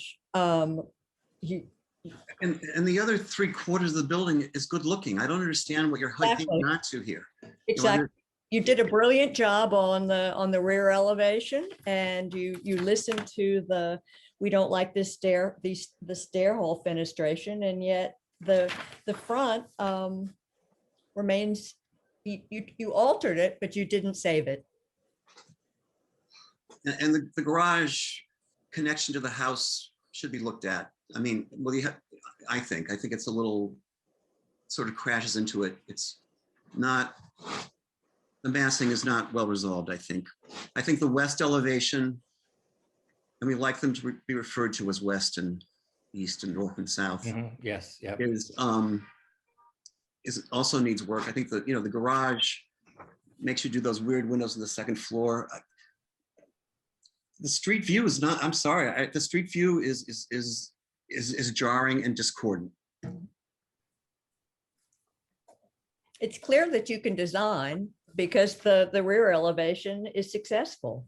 You haven't bought, you're not borrowing from in massing and style from 2 or 3 different eras. And even if you on the front elevation were to consider that the equivalent of a porch in the styles that you're adapting, not a Greek revival porch. Yeah, we did explore other options. We explored making that a 1-story. We explored hipping that. This is a lot of the character that the owners are looking for. They really like the scale of the house from the street, as opposed to some of these 2-story hipped houses all around. This creates some very interesting spaces inside that they really are excited for. We did consider other options, and this is still the direction we want to go with. Okay. Well, fine. And again, it's an opinion, but we're setting too low a bar if we let this go through. I think, to some extent, this is where architecture butts up, no pun intended, with the height restrictions. Because I imagine if we weren't restricted by the roof line restrictions, you might go more vertical than a hip roof, which would. I don't think that has anything to do with it, Jeff. You don't think so? Not at all. Yeah, it's stylistically jarring. It's it's a little bungalow, like something you see on Burnett Street. Yeah, crashed up against something that a proper 2-story colonial. or colonial revival. It's two different house types, 1.5 story against a 2-story. I mean, there's nothing that would prevent us from making that a 2-story in the front. I think that would be fine, and then do something. I think that what you're trying to do is to scale it down. It's not working. That's not the device to do it. It's a good intention, but that's not the device. So, Will, what were you doing to address, or what might you do to address my fellow board members' concerns? I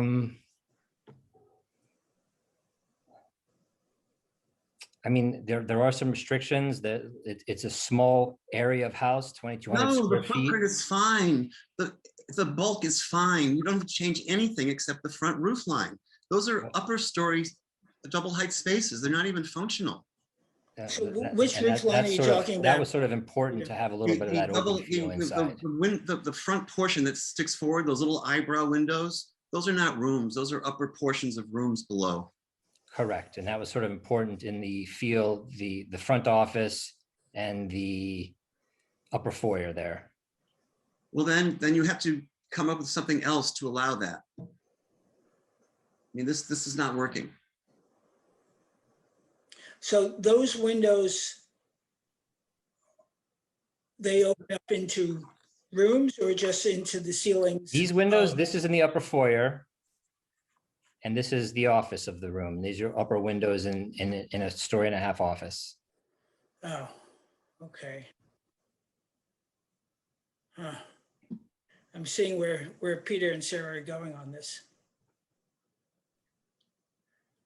I mean, there's nothing in zoning to prevent me from making this. No. I don't care about zoning. Yeah, so this isn't the zoning. So this is architecture. So I see what Sarah and Peter are saying, and now understanding the functionality of that, I'm inclined to ask Will that you consider what they're saying and perhaps go back to your client and take that into consideration in perhaps redesigning that roof line.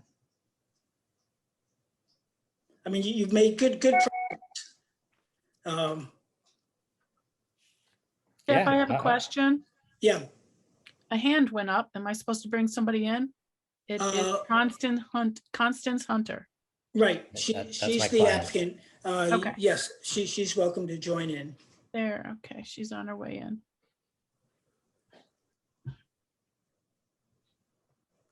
Let me just do this. Okay, I sent her the link to unmute and start your camera. There you are. Okay, unmute, Constance. There you go. Oh, hi. So sorry. Hello. Hey, Constance. Hi. So identify yourself, please, even though we know who you are. Sure, of course. Constance Hunter. I'm the homeowner at 170 Pulaski. Yeah. And so I'm sorry, I maybe missed a little bit while I was joining. Yeah. But with regard to the front of the house, I think we're constrained by a lot of the requirements for the village. I mean, for example, we would have preferred, of course, not to have the garage attached to the house, but the only way we can get a garage on the lot is to attach it to the house, for example. Right. And then with regard to the front of the house, Will, you may be able to come up with something, but you know, we really we're getting square footage only because we're that part of the house because we're having double height ceilings.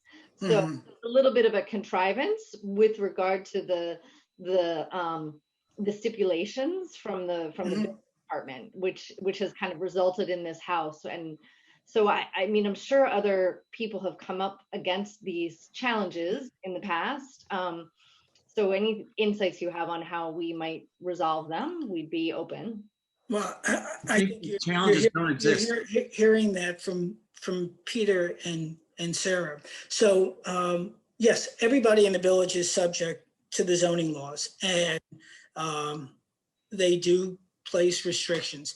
Everybody, though, does have a choice. So nobody is left without a choice. It may seem like you have no choice, but it's a Hobbesian or Hobson's dilemma. So there are choices, and the question is which ones you want to go with. I think Sarah and Peter pointed out some architectural concerns, and I hear you saying, maybe it's body language, maybe I'm hearing what I want to hear, but I hear you also recognizing that. And so it leads me to think that we're getting close. You're hearing the board. You obviously are interested in working in the village. This will be a nice addition to that street, I'm sure. So I think it's just a little bit more thinking and working with Will and taking in the comments from the board as to see if there's a different play, and if, yeah, there may be some trade-offs internally. There may be some trade-offs in terms of square foot. I don't know how important a garage is. Not on this street, a street facing garage is not a non-starter as it is on some other streets. So that's why you don't hear the board objecting to that. Yeah. So, thank you. Well, yeah, I think we're gonna have to leave the garage. Will, do you want to show one of the options with the full hip roof just to get some feedback? Would you guys be willing to do that for us, or would you like us to kind of go from here and because we have a version that yeah, it probably makes more sense for you to go back to the drawing board, because then we get into a situation of there's one member like this, there's another board member like this, and before we start designing your house, and we don't want to be in that position, nor put you into a situation where you're designing a house in real time. All right, so just so we're 100% clear, if I can confirm what I'm hearing from you, if we're committed to the hip roof style on the top and the back part of the house, then you'd like us to incorporate that more completely in the front, or make it look more like a two-story house in the front. Peter, Sarah? I just want to, I'd like a consistent stylistic design. That's, I'll say a hip roof, fine, but then I don't know what that means to you. You know what I mean? I can't, it gets tricky. But I think the point is that it's discordant. You have a smaller scale bungalow attached to a larger scale, full scale two-story house.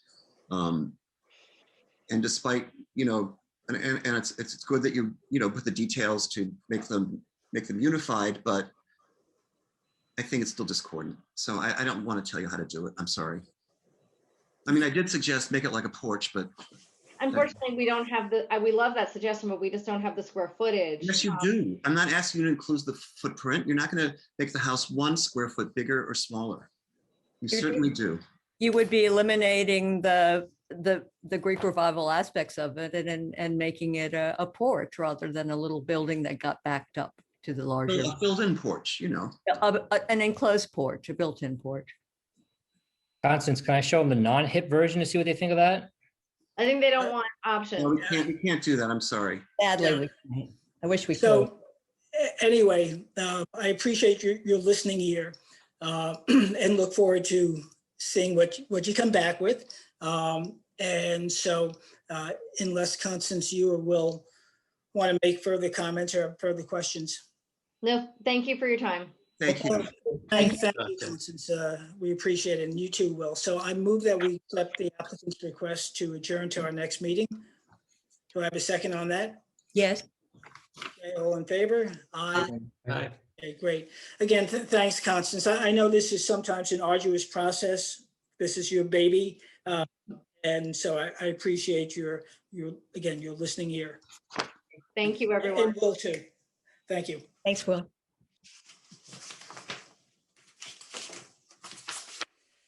All right. Ladies and germs.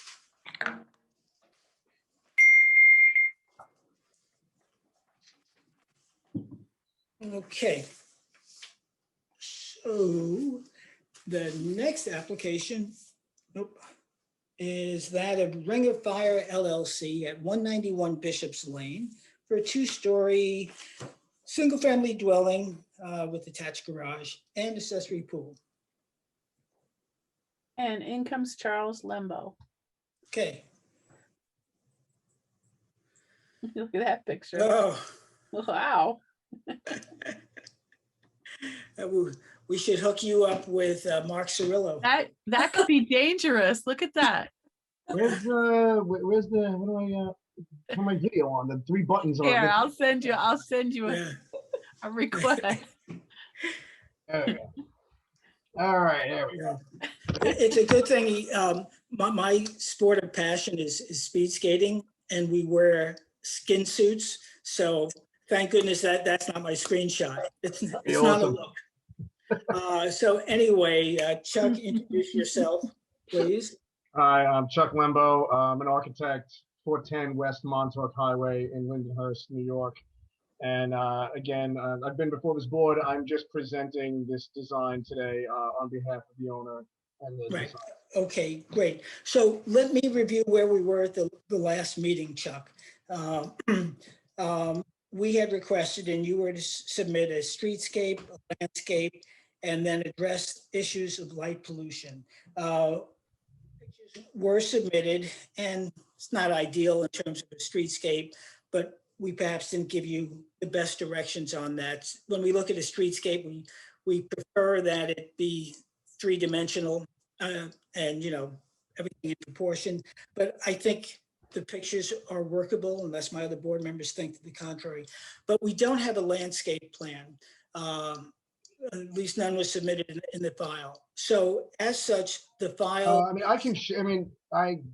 I have it here. I thought everything that I have was submitted, so I can screen share it and review it with you. Yeah, unfortunately, we needed it in by last week so the public would have access. So understood. What I'd like to do is hear your comments on the design. We'll hold the file open. We'll adjourn at the end of this, in as much as the file is incomplete. And then during that time, if you and Georgia or whoever is doing the landscaping can submit a landscape plan. Okay. And that's okay. You okay with that? Yeah, I mean, sure. Yeah. Okay. Sure. Yeah, of course. That's great. All right, great. So yeah, a landscape plan is to be submitted. We'll make that note again in the minutes. So anyway, but again, we can hear your presentation and talk to the design issues, but we will not be taking it up for a vote. So on that premise, let's go, Chuck. The floor is yours. All right, so I'll screen share the submitted set.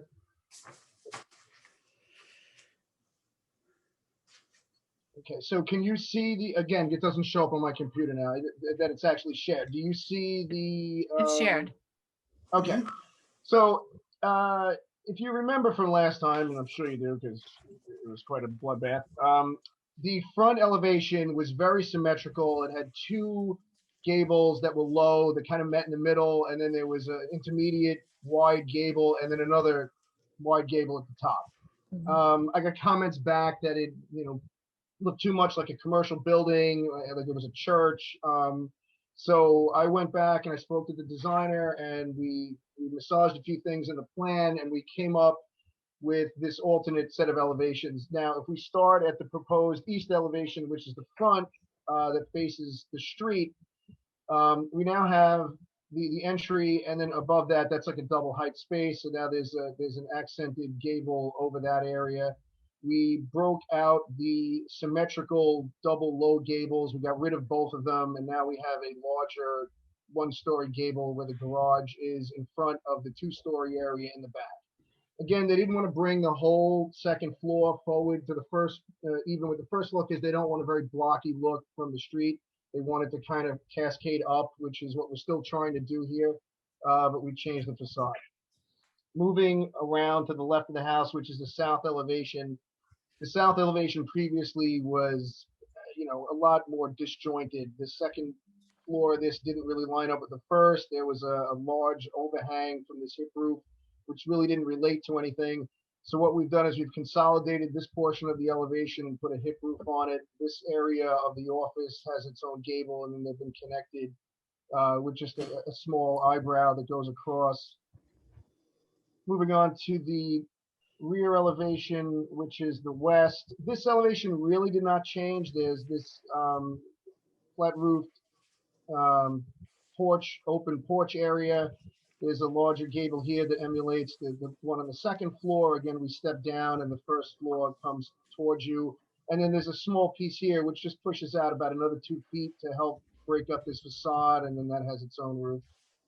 And then continuing around to the north side, we consolidated a lot of the elements on this elevation as well and simplified it.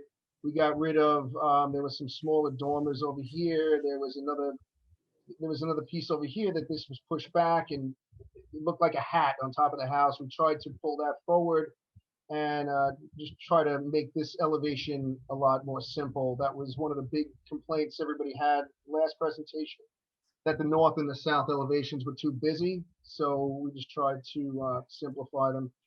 The renderings, this is the front elevation now, this is the entry, this is the garage portion, this is the double height entry, and this is the second floor living areas beyond. This is that small studio slash, home office room. Once again, just a slightly different angle from the front. This is the garage on the side with the second floor. The roof continues to the back here, where this was separate roofs before, and it really didn't integrate itself. Going around to the south side now, you'll see the small gable over this office studio room, and then this is this double height space in the back that has this hip roof. Continuing around to the rear, you'll see the side of the pool house, and this is the rear of the house now that shows that large family room and then that small bump out, and then this is the roof that wraps around, incorporates these rooms here in the garage. And then this is from the southwest. Right? Yeah, northwest, I think. This is that covered flat roofed porch that looks out onto the pool. This is the great room that opens up, and then the pool house. I believe the pool house used to be here, and they kind of shifted it around, so now it's not in line. When you look out, you don't see the facade, the front of the pool house anymore. Now that it's on a 90-degree angle. And well, you don't want to talk about that. I have the landscape plan. If you don't want to review it, I won't talk about it, and we'll just resubmit and we'll talk about it next time. Well, I have that one. I have that plan. I have it too. I have it. Okay. So should I discuss it then? I was told you didn't have it. So, Yeah, okay. Go ahead. Okay, so the plan here is to surround these 3 sides with 12-foot Leland cypress, and then a row of 6-foot privet in the front. And then we're going to have just, clusters of linden trees around the property.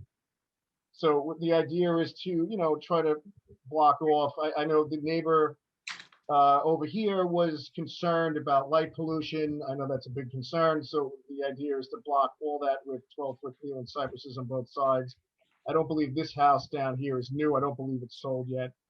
So we're just trying to, because it's a narrow lot and we're at the side yard setbacks, we're just trying to keep, any light from spilling over into the neighbor's property. Yeah, and that's it. And then like I said, some clusters of linden trees and a 6-foot row of privet in the front for privacy.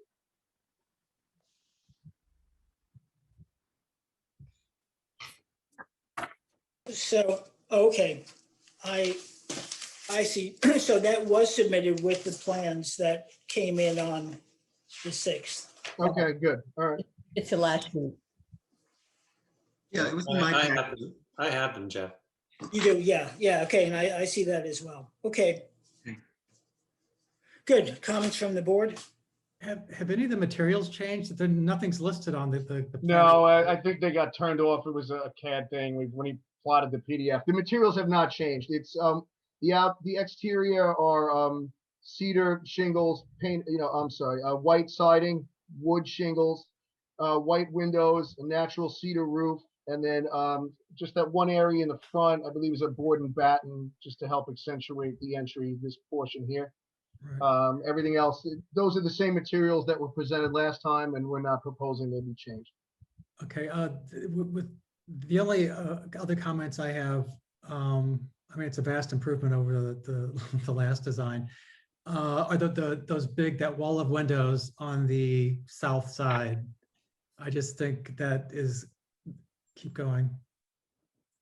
There you go. Oh, Yeah, you're talking here? no, the other side then. Oh, I'm sorry. Those windows. Yeah. There's no way I can approve, I would approve that. It's just too much blinding light to your neighbor, especially on the second floor. And landscape plan, aside, that's irrelevant to me for second floor windows. Okay. Well, I would say that it's better and that it's broken down, but this WSG Drafting and Design Studio, they are clearly not residential architects. This is a space plan with a roof put on top as if it were in a parking lot that still looks like a commercial building. This design studio has to look at residential buildings. They're in the Hamptons. There are so many books to understand the proportions. They're not doing it. It's still a commercial box. It's broken down into smaller commercial boxes. It's monumental, really. Yeah, I agree with Peter. It's vast in its scale. And in particular, and this is just egregious, on FP 004, the roof return from on the garage into the rear elevation is just, it's like you're marching along and then you just sort of say, whoops. And yeah, I mean, why wouldn't that roof, I mean, an architect would continue that pitch and integrate it with the rear extension. Exactly. And it isn't. It's like there's no architectural skill showed here at all. And I don't think the village should have to live with this. I really don't. And I'm willing to sit here for as many sessions as it takes.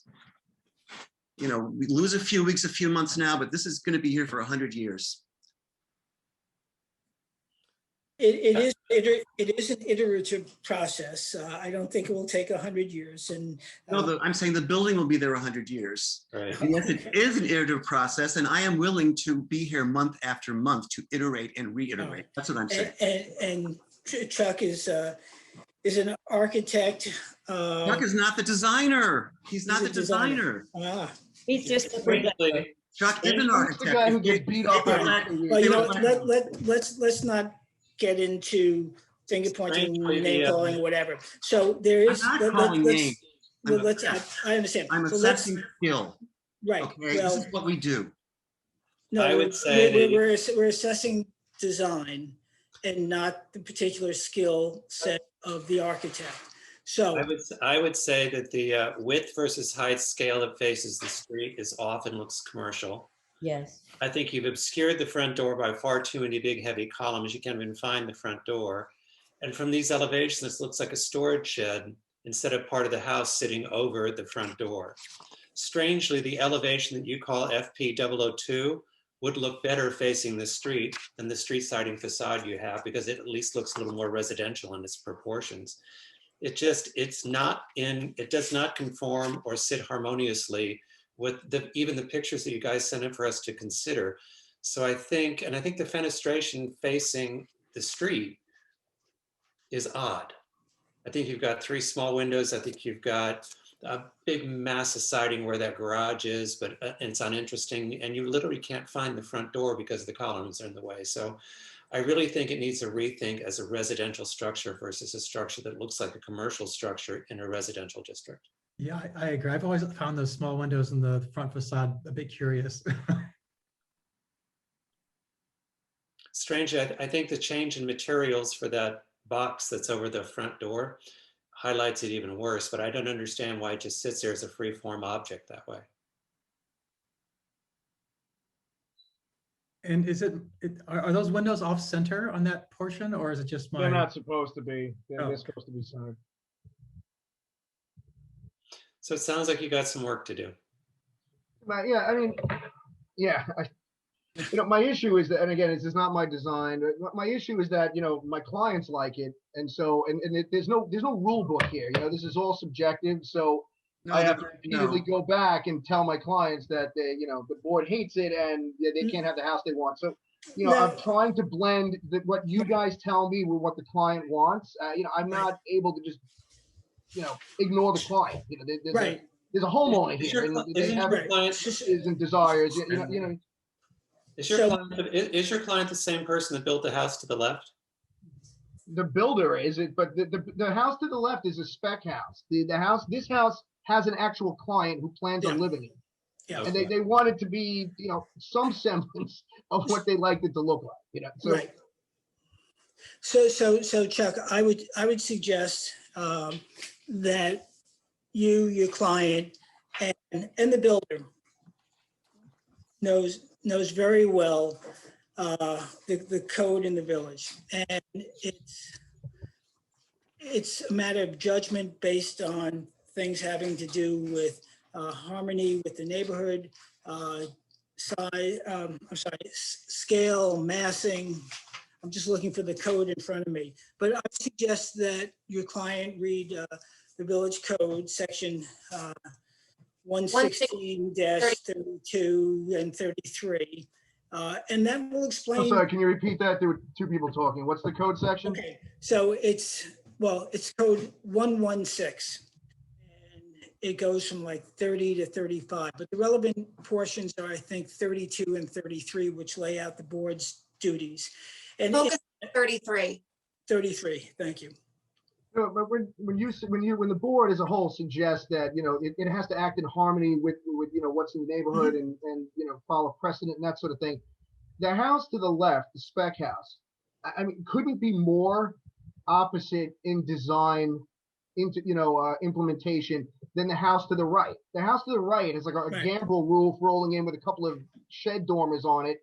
Right. And the house to the left is a symmetrical double gabled with a connecting. I mean, they're not even close to being similar at all. So it's difficult then to be in harmony with two completely different disjointed designs, within a few, adjacent to my property. So yeah, harmony doesn't mean identical. I understand that, but you're talking about two completely, you're talking about a Bentley and a Volkswagen Beetle. You're talking about two completely different designs and styles. So, and I don't want to copy either one of them. Well, I don't like symmetry, and I don't want to gamble roof. So I need to come up with something that makes my client happy and makes the board happy, and I don't want to copy what's there. You come up with a third way, okay? That's all I can say. And if you look at traditional residential architecture, scale, size of windows in proportion to wall of Southampton Village, and there are many books, and you can just drive around. If you just look at what's built, what has been built, it's all right there. And this, what you've done, not you, I'm sorry, what this drafting firm has done is not there. Okay, it's sui generis, just to be kind. So let me ask if there's public comment. No, Jeff, nothing at this time. Oh, and yes, there is. In comes Leith McLaughlin. All right, let me get to Leith here.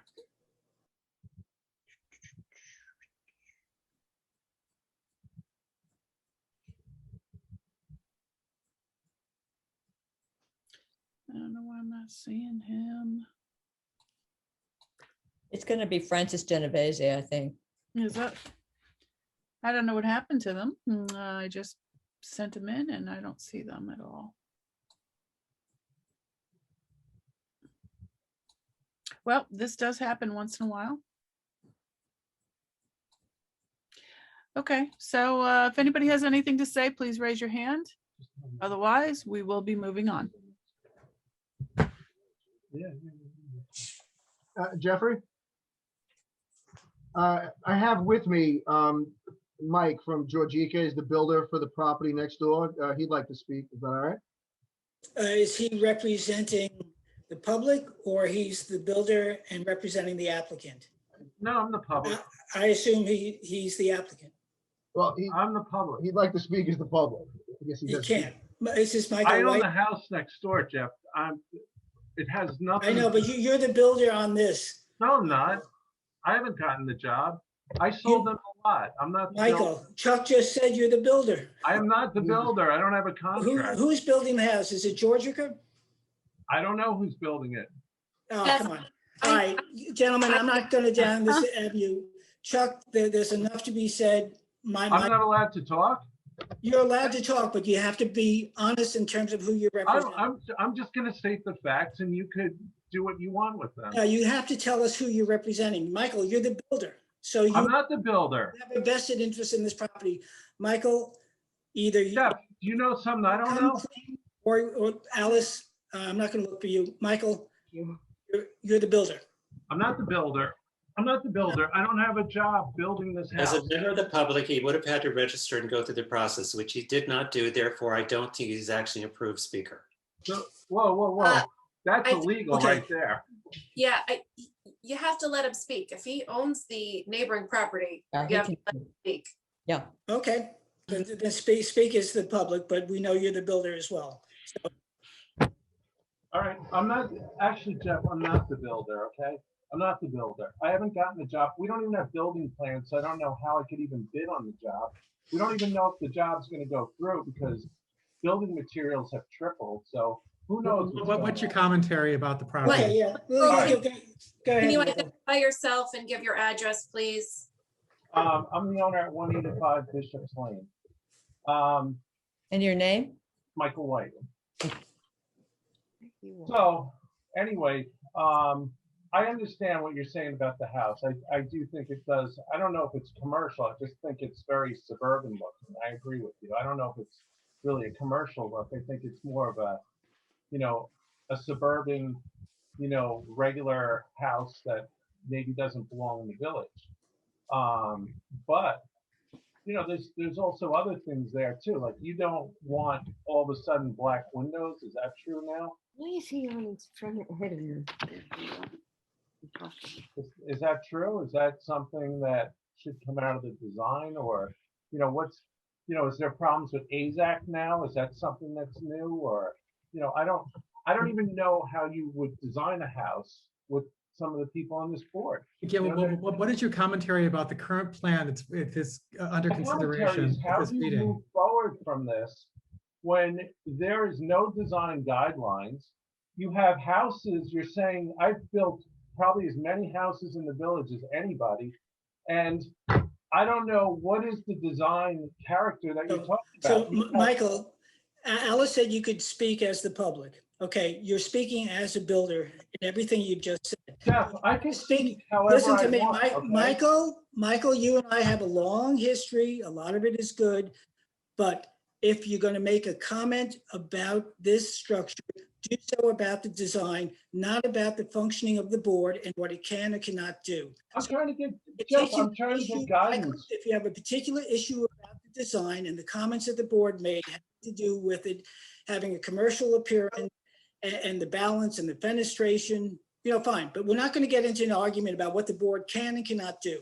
So Jeff, so now we're going to let the neighbor Frances get on there. She's going to give us a lesson on okay, light that's pollution, it. okay? Michael, and you're going to entertain that, which that's not in the code, okay? Michael, you had a I'm chance trying to speak on the public record about the design, not about the neighbor, about the design. You got 10 seconds to either say something about the design, otherwise I will ask Kat to mute you. I just did, so you could speak. Well, we do have a lighting code now. I'm sorry? There is a lighting code now. The village has it. That was just an incorrect statement. Yeah. So Michael, again, we'll turn you back on if you speak about the design, not about how the village functions. I'm trying to understand, Michael, what the design is in that neighborhood that you're looking for, because there's Michael, we're modern only talking about houses. this application. I will say it one more time and one more time. You asked us for a streetscape, okay? We gave you a streetscape. You gave us pictures. So you're not a neighbor? Us? So No, guys, no, we're not no. going to get into this argument. Michael, What, you you're not gonna failing let me to talk speak? to the No, design. don't let me speak. Don't let me No, speak. you're welcome to speak, but I said you have to speak about the design. No, I told Jeff, actually, I went to court, Supreme Court, and they said you could say whatever you want in a public meeting. Great. of You know any what, village Michael, board. there's a Okay, provision, so- there's a provision, if you feel that you have been denied access, you can pursue an Article 78, you're familiar with it. But again, I will ask you once and finally, have a comment about any of the design features that the board addressed that your style guy Chuck can address. Okay, I have a question about the design. How's the house too wide when it fits into the parameters of the setbacks? Proportions.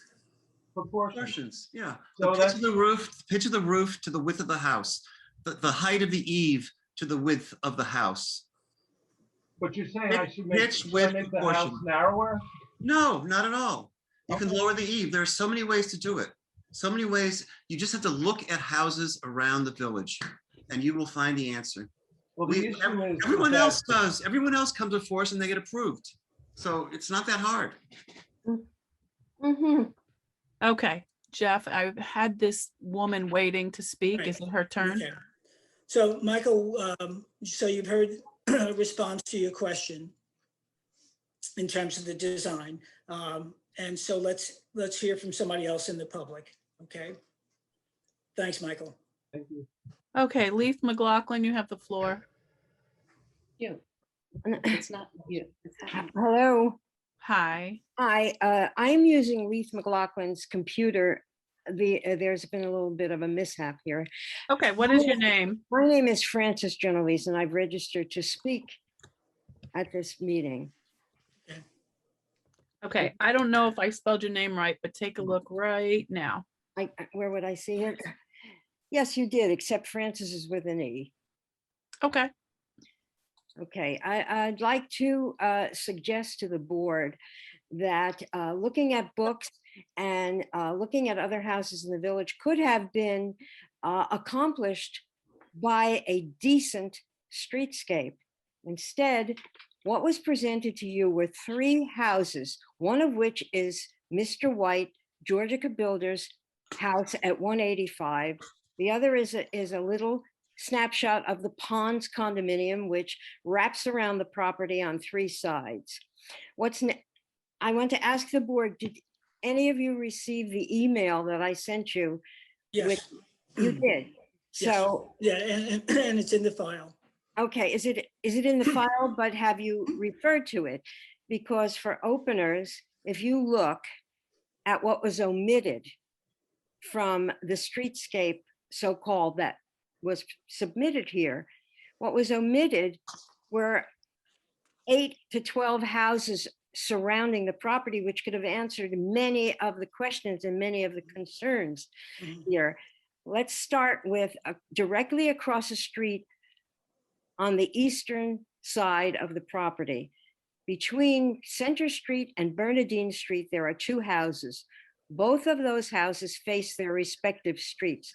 The sides of those houses, which are completely encapsulated by tall, thick plantings, face the eastern facade of this project, which is why I want to suggest very strongly to you that you flip the garage from the side of the property, from the north side of the property, which faces directly into my living room, and put it on the eastern front of the house, where across the entire street, there is no one to disturb because it's all planted. Those 2 houses face their own streets. One faces Center Street, the other faces Bernadine Street.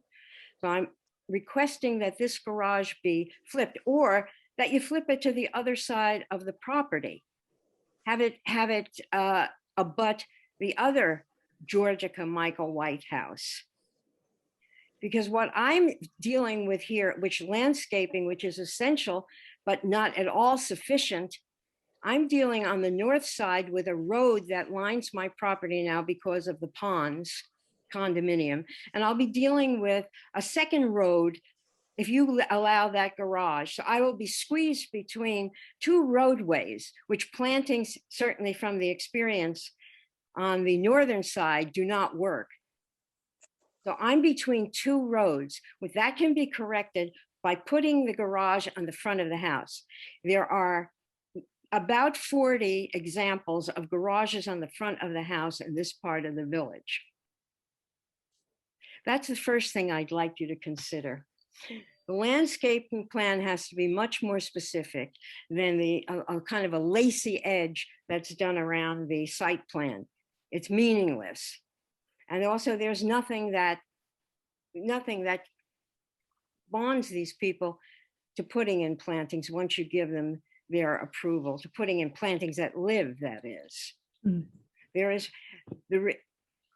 I've asked you specifically to consider both these houses in tandem because they were put on a too narrow lot. Both of them are inappropriate for the neighborhood. And the only thing they've given you as an example is one of these houses and my house to the north, another house to the south. That's all. Both of them are completely out of character to what they're trying to build. But look at the other houses that I photographed, the other 8 houses that were sent to you. Can anybody tell me that you've looked at that? Yes, well, we explored the street, and I'm familiar with the street now. So let me. It's not on trial here. Let me address a few. I'm sorry, what? I didn't hear that. I'm sorry, I didn't hear the comment from, I guess it's Mr. McIntyre. No, it's Mr. Gregory. I said the board is not on trial here. Those documents, you must assume that we reviewed them. No. So let me clarify a few things for all of us. In terms of the streetscape, we are familiar with the street in as much as we all look at every property, Francis, look at the houses around it. We ask for a streetscape to help us, especially when it's a rendering, to put things into perspective. Currently, there are design issues that even go beyond that. I think that what the board has been expressing is a recognition of the scale of this house that's being proposed as not being consistent. We also address each house on its own. So we can't look at the 2 houses in tandem just because they share the same builder. But we do drive the street and we do know the houses around it. As far as the garage goes, that's an interesting situation because we favor, the village favors, non-street facing garages. And yes, that's, there's a trade-off in that. One of the difficulties in being on this board is trying to balance the community interests with the private property owners' interests. And we try to balance that out as best we can. The landscaping, section 11632G says that the board can request a landscape plan by a licensed landscape designer or architect, and with plantings being specified. And those specifications, Francis, actually, they don't have to be bonded. They're part of the decision, and they are part of what the building inspector will have to sign off on in order to issue a certificate of occupancy. So if, for instance, when Chuck and whoever is building the house comes back with a landscape plan that's specific, that will become part and parcel to the plan, the same way a draft that specifies materials and everything else. So that will be all part of the plan. So I think, the board has definitely heard you. We've reviewed the material.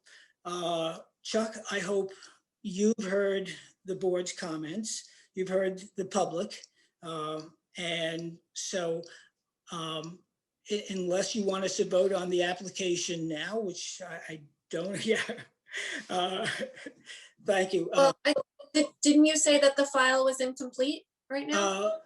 Yeah, thank you. And excuse me, I'm not finished speaking. I'm spinning around. Oh, I'm sorry, Francis. I thought you were. So, okay. No, I was So- not, because I'd also like to return to Mr. DeWitt's comment about having to live with whatever the results of this are for 100 years. I have to live with this for the rest of my life. It's very important to me that the garage and the intrusions, that my privacy not be intruded upon any more than it is now.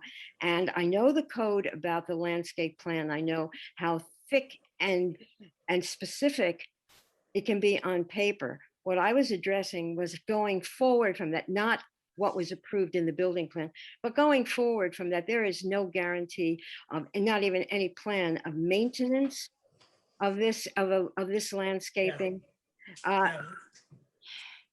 You know, I'm not judging the board's function. Right. Well, like I said, the plans, our duties and our abilities, our responsibilities to approve or not approve a plan. Beyond that, it's the duty of enforcement. Plant maintenance is not part of the building department. We hope that neighbors get along, and presumably neighbors each like their own privacy. So we do as much as we can at the board level. We do as much as we can to balance off property rights against community rights. And we'll try to do the best we can here, Francis, as well. I think Chuck has taken in a lot. And although I don't see him on here, there he is. That I would assume, Chuck, you would be asking for an adjournment. Yes. Can I say one more thing, Jeff, about Are you speaking? No, Michael. You know, we're going. I can't. Are you speaking now as a public or as the builder?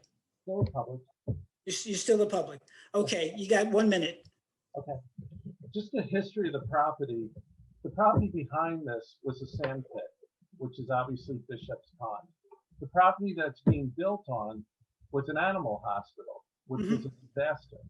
So, you know, the property is going to be improved. The people that live there, I guarantee they're going to cut their grass and take care of their yard. I mean, they're not going to spend a fortune. I don't think you can find any houses in the village that people don't really take care of their yard. You know, I am working with them. I'm not the builder. I don't have a contract with them yet. Hopefully I get the job.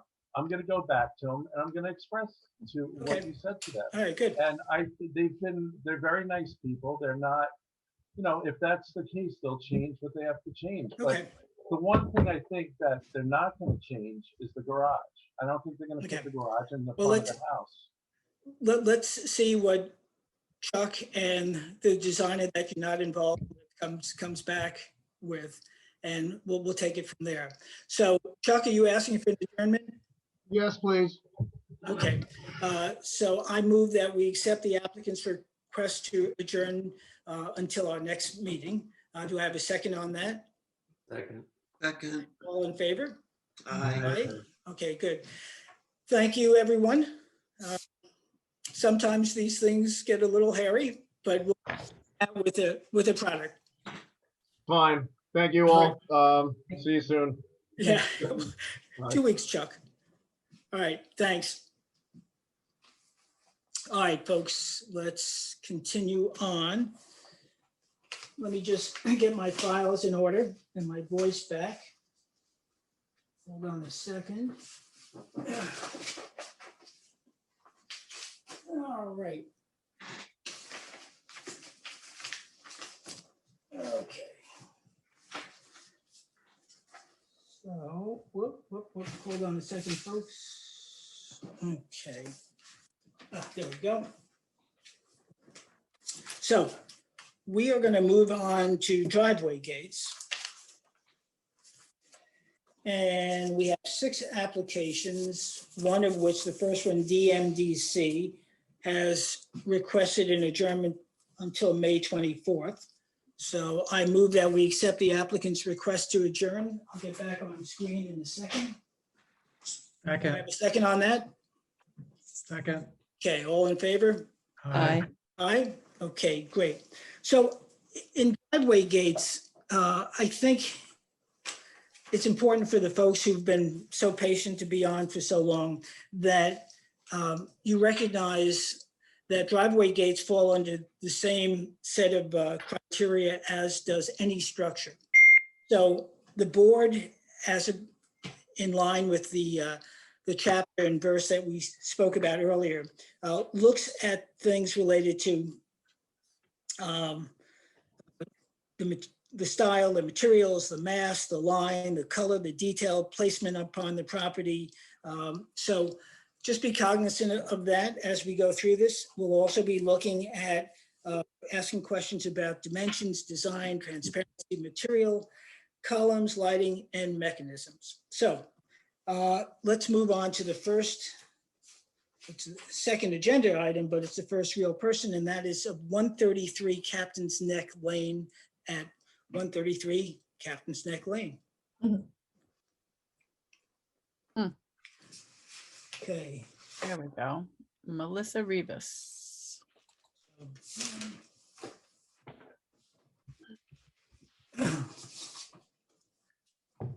Okay. So I am sending the ask to unmute and ask to start video. There we go. Hi, Melissa. Thank you. Hi, Kat. Thank you, everyone. Okay, please identify yourself. Sure. I'm Melissa Rivas from Hollander Design, and I am the homeowner's landscape architect. Okay, great. So if you could take us through those things, the dimensions, the design, the transparency, the material, any columns, lighting, and mechanism, and where it's going to be placed on the property. Sure. So there's no lighting involved with this gate. The columns and the gate are all cedar, and they're all to be painted a shade of white to match the home. The columns themselves are 7 feet tall, and the center of the gate is 6 feet 7 inches tall. The gate itself is a 50% transparency, and I believe we submitted a diagram, or if not, it's right here. And the gate itself was designed to pick up on some of the details from the architecture, and I have just a quick diagram of that. So the bottom of the gate is picking up on the paneling on the front of the building itself, and then the spindles will match railings elsewhere on the house itself. The railings or the spindles are 6 inches apart in order to make that 50% transparency. And it's set back, let me get the plan view out for you. It is set back 21 feet 4 inches from the base of the street on Captain's Neck. And the mechanism? It is an automatic gate, so there is a call box that we're indicating just inside the property line, and then there'll be loops under the driveway for the clients themselves. Okay. So when I say, okay, I'm hearing you, but not necessarily agreeing. So board members? I think it looks great. I do. I think the proportions are quite wonderful, and the certainly picking up on the panel of the existing house makes sense. I think they're beautifully architecturally harmonious with the house. I agree. I think it's fine. All right. Did anybody have any issues with the scales? It's practically, it's 6.5 feet. Yeah, I would like to see it a little shorter if I had my druthers, but. It is Captain's Neck. Yeah. That's just that the lot width is substantial enough that makes this reasonable. And it is 21 feet back. And it is 58% transparent. Okay, so, okay, I was going to recommend something at 6 feet rather than on the columns rather than the, 7 feet. But if the board members are content with that, what I will ask Melissa, which we've been doing consistently, especially in that neck of the woods, is to locate the call box on the column Yes, okay. I did hear your comment on the previous Right. gate location. So no gooseneck, no, okay. Okay. You good with that? Yes, I think they'd be completely happy with that. Yeah. Okay. So board members, so you're happy on the design, you're happy on the scale, there's no lighting, the material you said is wood? Wood matched, yes, and it'll be painted to match the trim of the house. Okay. All righty. If there are no further questions, how about public comment? Well, Jeff, let's see. Nobody has their hands up for Okay. public comment. Okay, so I move that we accept the applicant's request to install driveway gates at 133 Captain's Neck Lane as submitted in the plan of April 9th, stipulating that there will be no external mechanisms, that the mechanisms will in fact be in the column. Okay? Second. Okay, John Gregory seconds. All in favor, aye. Aye.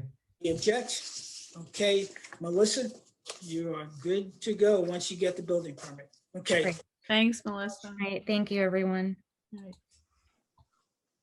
Okay. The next one is number 3, John and Laura Gallo at 300 Great Plains for driveway gates. No hands up yet. Oh, here we go.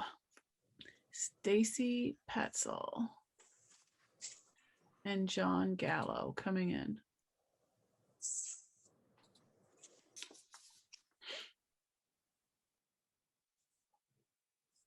All right, let's ask you to unmute, and there, he's got it. Yeah, And okay, one good. more. So Stacy and John, please identify yourselves. Hi, good evening. Can you hear me okay? Yes. I'm Stacy Paetzel. I'm a landscape architect for the homeowner, John Gallo, who's also here from Marshall Paetzel Landscape Architecture PC, located in Mattituck, New York. Okay, great. So, and this is probably more for you, John, than it is for you, Stacy. So this application has opened up a bit of a box in that, which is something that an applicant likes to hear. So, and that is the gate that you have on Halsey Neck is not approved. We searched the building records and have no approval of that. We went back to 20 years ago, and currently there's no approval. So in order for us to consider gate, we're happy to discuss this gate with you. Yeah.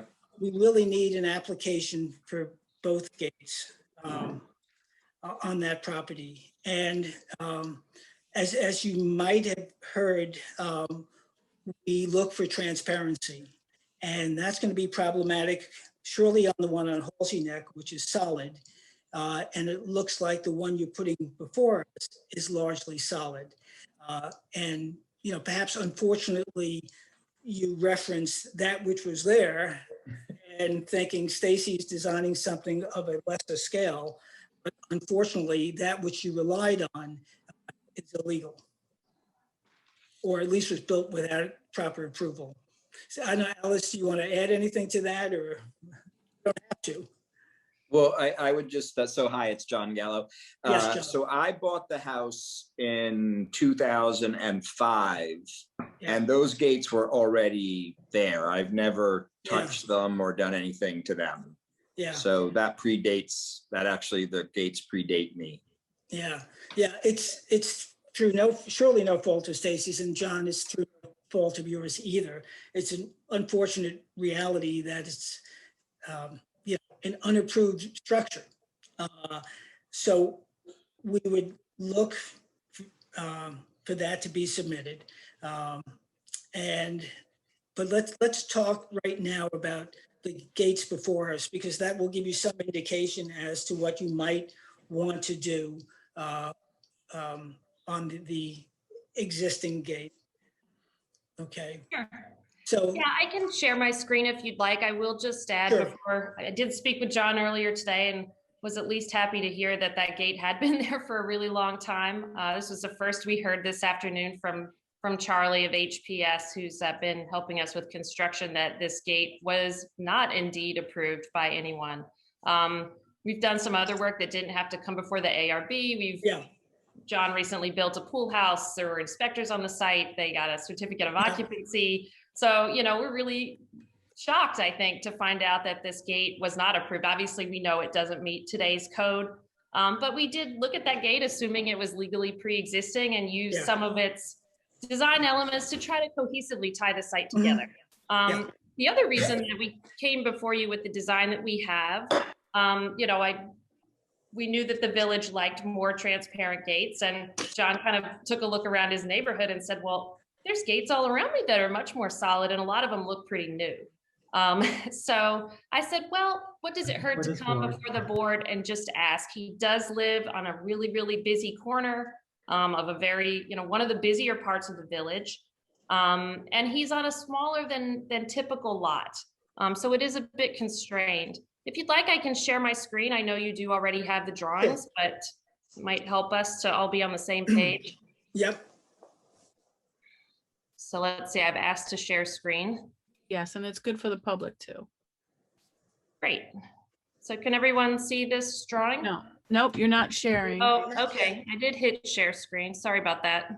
Format's a little different. Oh, here we go. Now I think I see it. No, not that one.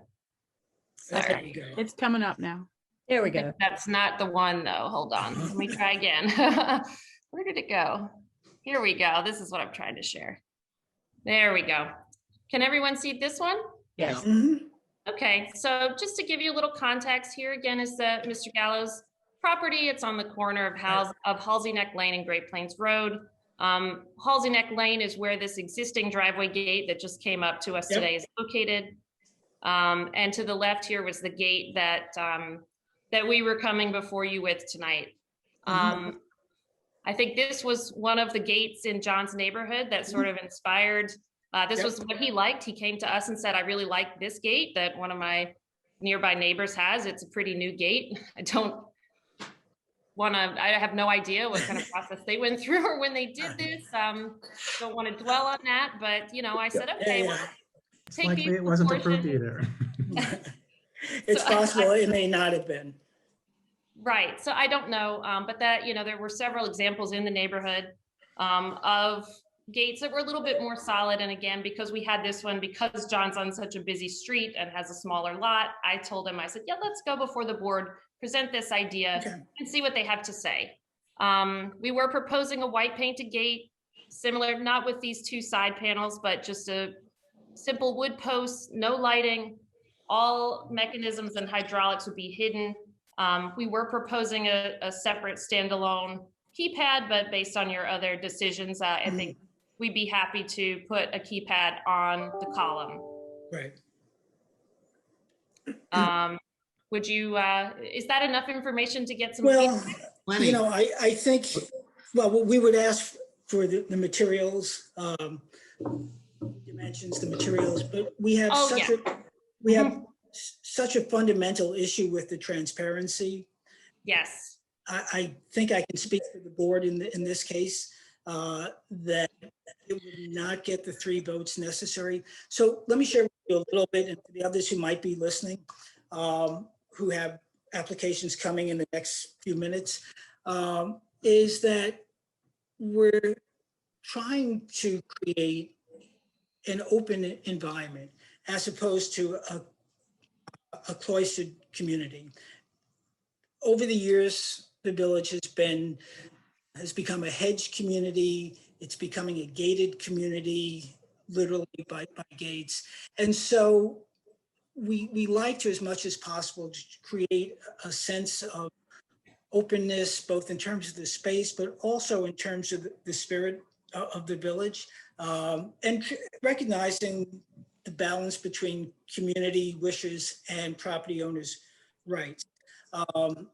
And so, and in this case, it's not always the case, but in this case, you've got a beautiful house. And while you may not want people peering in, we like to share that with the people that drive through the village. And so we recognize that and would ask that you think about something that has at least 50% transparency, if not more. We'd like, you've got columns there that are 7 feet. I'm squinching my eyes, like almost 8 feet. That's 7 what? 7 feet, exactly. 7 even, Jeff. 7, oh, okay. Yep. So as was in the last application, 6-foot columns are a little bit easier on the eye, and many of the houses, even the large scale houses on Halsey Neck and Great Plains and Ox Pasture have smaller scaled gates. So I'd ask you to reconsider the scaling, surely the transparency. I'm assuming it's wood and it's painted. Okay. That's right. So, you know, on the materials and the lighting and the mechanism, those are all positive. So let me ask the board members if they have other thoughts. I think you summed it up, Jeff. I agree. Anyway, with that, now Alice, in that, can they simply add on the other gate to this application for expediency? I don't see why not. Yeah, so there are 2 things. One, to consider what the board or I representing the board have said. And 2, adding the other gate, however you might want to design that in your subsequent application. Okay. John, do you have any other comments? No, I was just, when you say how I would like to design that, can we just leave it as is when? It's because it has so little transparency, it would not get the board's approval. I don't think in the 6 years I've been on the board, or at least really within the last 3 years and 2 years with this current membership, that we've approved anything with less than 50% transparency. As you saw in the application before you, and the application at the beginning of this meeting, you know, less is more. So, or I should say greater transparency is better than less transparency. Jeff? Smaller scale is more favorably looked upon in large scale. Jeff, I have a hand up. Yes. It's Charlie Butler. Okay, is this a public comment? I have no idea of knowing. Yes, Charlie is on our team. He's the contractor. Okay, I'm bringing him in.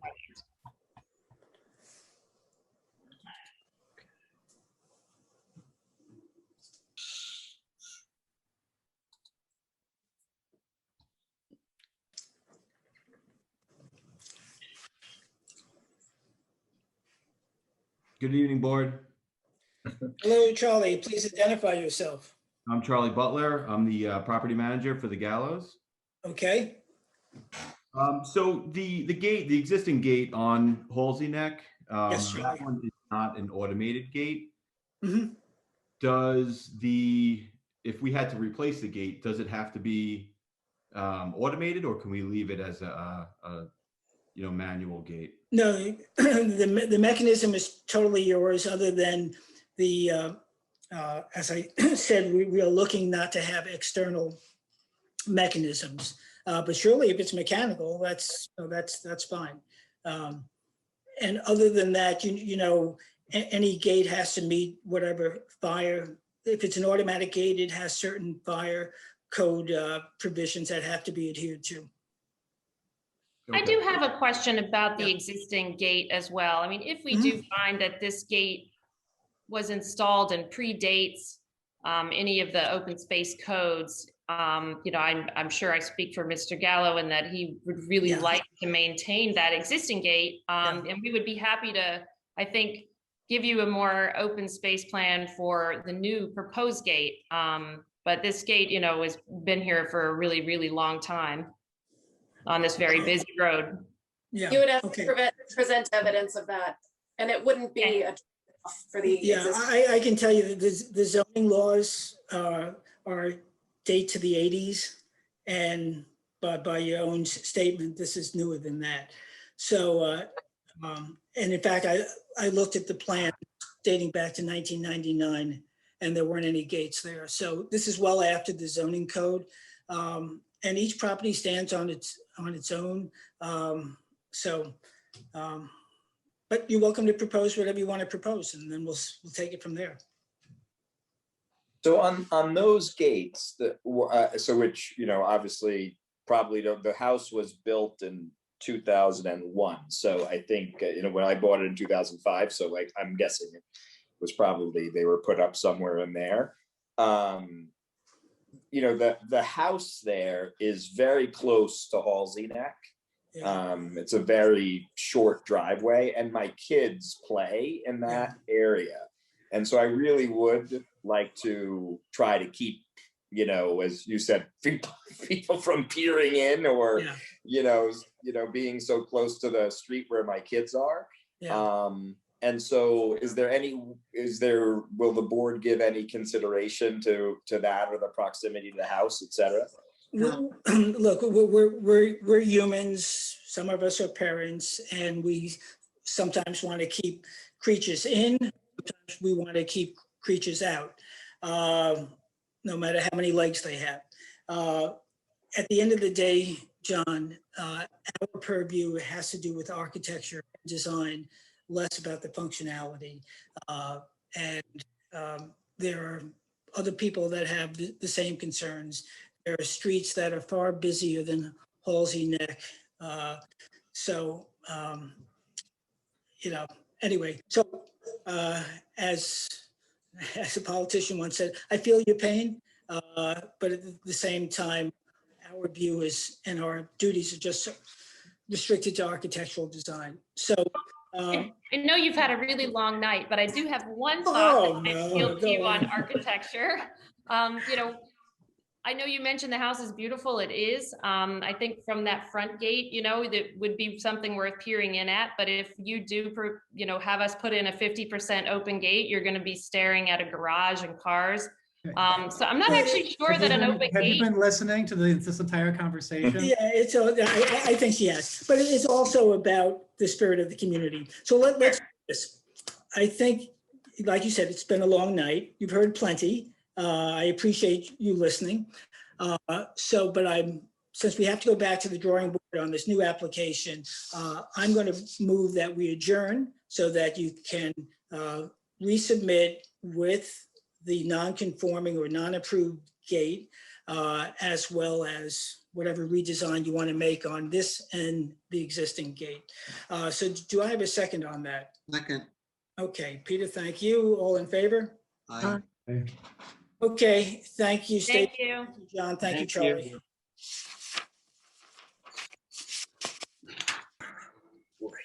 Okay, folks. All right. It's a good thing Jackie and I wasn't doing any over and under bets with Jackie. Okay, so the next application is that of Leo, is it pronounced Leva? At 65 Hetty Creek Lane for driveway gates. And Leo, or somebody representing Leo. Didn't they ask for an adjournment? I don't think so. No, but you were going to show the gate, Jeff, because there was. Oh, okay, yeah, right. Sorry, you're right. Yeah. Okay, so if there's anybody here for that application, will you please put your hand up? I got nothing, Jeff. Okay, so we'll adjourn this without prejudice, just move it, right? Alice, do we have to make any motion on it? I know I got affidavits on this one today. Do you want to maybe do a second call after the other two? Yeah, sure. Okay. Okay, so the next application, shoot, where did I just put that? Sorry, hold on a second, folks. What did I just do with my agenda? Oh, here it is. Okay. So the next one is that of Brendan Dillon at 43 Ox Pasture Road for driveway gates. Or somebody representing Brendan. Yes, Mark Cirillo. Ah, Mark. And he's back. Okay. Yeah, I think he has the next two. Hi, Once you Mark. get on, reintroduce yourself. He's muted though. Hold on. Okay. Mark. There we go. Hello. It's Mark is quiet, but he's not muted, that's for sure. You hear me? Yeah, we can hear you, Mark. Mark Cirillo from AutoGate Systems, representing 43 Ox Pasture Road for driveway gates. Yes. So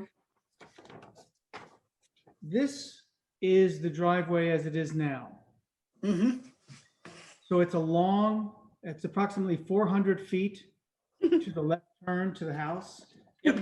The house is not visible from the street. The pipe cattle guard that you see here in the driveway is scheduled to be removed. That would be part of the gate installation. So you're removing the cattle grids? Yes. Okay, because I was going to ask you where the gate was going to be located. Right across that location of the cattle guard. But the cattle guards will come out and the gravel driveway will just continue right up to the existing Belgian block apron. Okay, all right. So the gate design is what you see here. And can you share with us the dimensions, the material? Sure. So it's transparency. 16 feet wide, 6 feet high at the top rail. It's a Chippendale design. The entire gate will be white, painted wood. The Chippendale is highlighted dark just so it stands out without drawing a bunch of lines. It's about 68% open space. There's 5.5 inches of space between 1.25 and 2-inch diagonals. All right, so it's mostly open space. Right. And Mark, again, how far back from the street will it be? 24 feet. Okay. Where the driveway meets the road. Okay. The columns are flat panels. Where is that in relation to the existing hedge? The existing hedge is 24 feet. The gate is basically going to align. So it's in line with the existing hedge. The existing hedge, yeah. Okay. And the columns, the support post will be clad and painted white with a tin weather cap on top, but they're only going to be 10 inches square. The client wishes to have the hedge encapsulate the posts. So the gates look as if they're hinged off the privet. Okay, all right. For the most part. Yeah, okay. No lighting? No lighting. Mechanisms? It's in the ground hydraulic operators, and the keypad was slated to be on a stanchion. Okay, if you can move that onto the column or somehow have it radio activated or? Well, he's going to have radio controls, and I'll discuss with him. I don't see a problem with mounting it on the column. He does want the privet to grow up against it. Yeah. You know, he wants to surround the columns with the privet as much as he can. Yeah. So as long as that keypad is accessible still, he won't have a problem with that. Right. Board members, comments? I think it's quite a handsome design and I have no problem with it. Yeah, I think it's great. I agree. Me too. So, yeah, I was a little concerned about the scaling, but in as much as the columns are going to be hidden, they're a bit taller than some of the other ones on this street and across the street, which are about 6 feet, a few inches taller than me. I think Mark measures the same way too. Anyway, so if nobody else has an issue about the scale of the gate being 6 feet, and the gate itself will be 6 feet at its top? Correct, at the top rail. From the ground or I'm going to allow for 3 or 4 inches of clearance just for snow and ice, as we Okay. typically do. Okay, board members, if you're happy with the scale, we can go with that. Okay. So, any public comment? No hands up, Jeff. Okay, so I will move that we approve the application for driveway gates at 43 Ox Pasture Road for Brendan Dillon, with the provision that the mechanism, as submitted, with the provision that the mechanism be within Keypad. the keypad. Okay. No, there's no external mechanism. No goose. Okay. All right. That being the case, do I have a second on that? Second. Okay, all in favor? Aye. Aye. Okay. Mark, Aye. is that it for the Thank evening? you. No. No. Now we have Yes. one more. No, I know, but is it Mark again? Oh, no. I just sent him back. Thank God I always send him to attendee room. All right. I'll bring him back. Send him to purgatory. I definitely need some sort of paperwork. Okay. Hi, Mark. Long time no see. It's his twin brother. All right, so the next application, before we do one more call back for the one we passed over, is that of David, is it Keys or Keyes? I guess it's Keys. It is Keys. Keys, okay. At 38 Harvest Lane, the driveway gates. So come on down, Mark Cirillo. So it's Mark Cirillo again for AutoGate Systems, representing David and Kate Keys at 38 Harvest Lane, Southampton Village. Okay. Okay. Now, Mark, as you go through this, there are driveway gates already there. So can you not only lay out the dimensions of this new gate, but also how it compares to the existing gate? Absolutely. This is what's there now. Correct. Okay. They're 6 foot high, plus about 5 to 6 inches of ground clearance above brick pavers on the driveway. There are 2 driveways. Right. There are 2 driveways and both gates are made out of wood. Both gates are wood, painted wood. These are manual gates, but these gates are closed all the time. The owner has dogs, and that's the reason for the gates. It's not a deer thing as much as it is about, they have 2 large dogs, and when they're out, they want to keep them on the property. So that's what's there. Now, I evaluated these gates, and they're not going to work to be automated gates. They're just simply not going to hold up. You have to sort of lift them to get them to open. Right. And anyway, so that's what's there now. This is what they proposed. Right. Okay, 1.25 inch square pickets with aluminum picket points along the top. We have a curved top rail, and we start at 6 feet, and we'll finish at, let me just confirm that dimension. 1 second. So our columns are going to reach, top of the column will be 84 inches. Will be 6'6" on the hinge side and 5'6" at the center of the driveway. So the columns are 7 feet. To the very top of the cap, yes. Right. And correct. And the aluminum points look like they're 6.5 feet. They're 6.5 at the hinge side. At the hinge and side. when the gates Okay. come together at the driveway, they're 5.5. Right. And the current gates are 6 feet straight across. straight across, and the columns are, 7 feet straight across. the columns 7 feet. Okay. 6'8", 6'8". The existing columns are 6'8". All right. So these will be a little bit taller. Just within a couple of inches. No, four, but that's okay. Who's counting?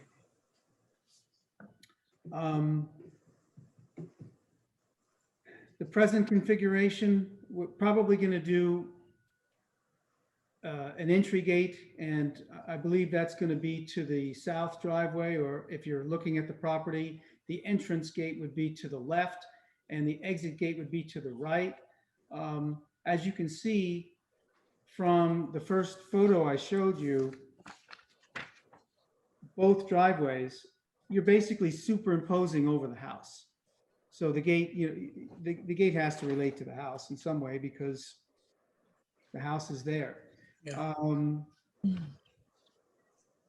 Other than that, it would be in the ground hydraulics. Right. The exit gate would have no keypad. It would only be exiting from the property out to the street. And the entrance gate would have a keypad for vendors and visitors. And obviously the clients would be using RF transmitters. Right. And as with the other one, that will be in the column? It could be in the column. I mean, it would become a walk-up, but if that's where the board wants to go on that, it's not really worth the argument, you know. Yeah. What you I'm with you. Yes, it's not worth the argument. So, this is a street, and sorry, board members, for perhaps usurping your comments. This is a street where there are few gates, with the exception of this one, with the property owner who wrote a letter of support, who has the property way in the back with a gate, and then one recently approved at the north end of the street. When I look at this gate, also recognizing that there are gates, that there are existing gates, and this is, because of the curve, perhaps maybe a little less, of a slightly lesser scale, I still find this 7-foot columns and the width of the columns such that it overpowers that neighborhood, in my view. I don't know what the other board members think, so I will turn it over to them. I agree, and because there's so few gates in this neighborhood, and because these two gates are so close together on a smaller lot, the impression is much bigger than it would be for some of the other properties that we approved earlier today. Yeah. So I would like to see these lowered by at least a foot across the board. At least a foot. I'm not fond of the aluminum. Yeah, you know, that's why I made the point that you have wood there already, Mark. It's a nice, soft look. I agree with Peter, yeah. Well, like I said, when we build the gates in wood, they're wood clad over steel frame. So the framing becomes larger. So your verticals will be 5.5 inches wide. The horizontal top rail and bottom rail will be a minimum of 4.5 inches wide. By doing the aluminum, I can reduce the scale of this gate, the same gate, but smaller frame and no diagonal bracing. These wooden gates that are here now, they won't support themselves until they are closed and they touch. Otherwise, when these gates are open, these pins that are in the driveway actually support the end of the gate because it sags. It's wood with no other bracing. This gate. And how will they be coated?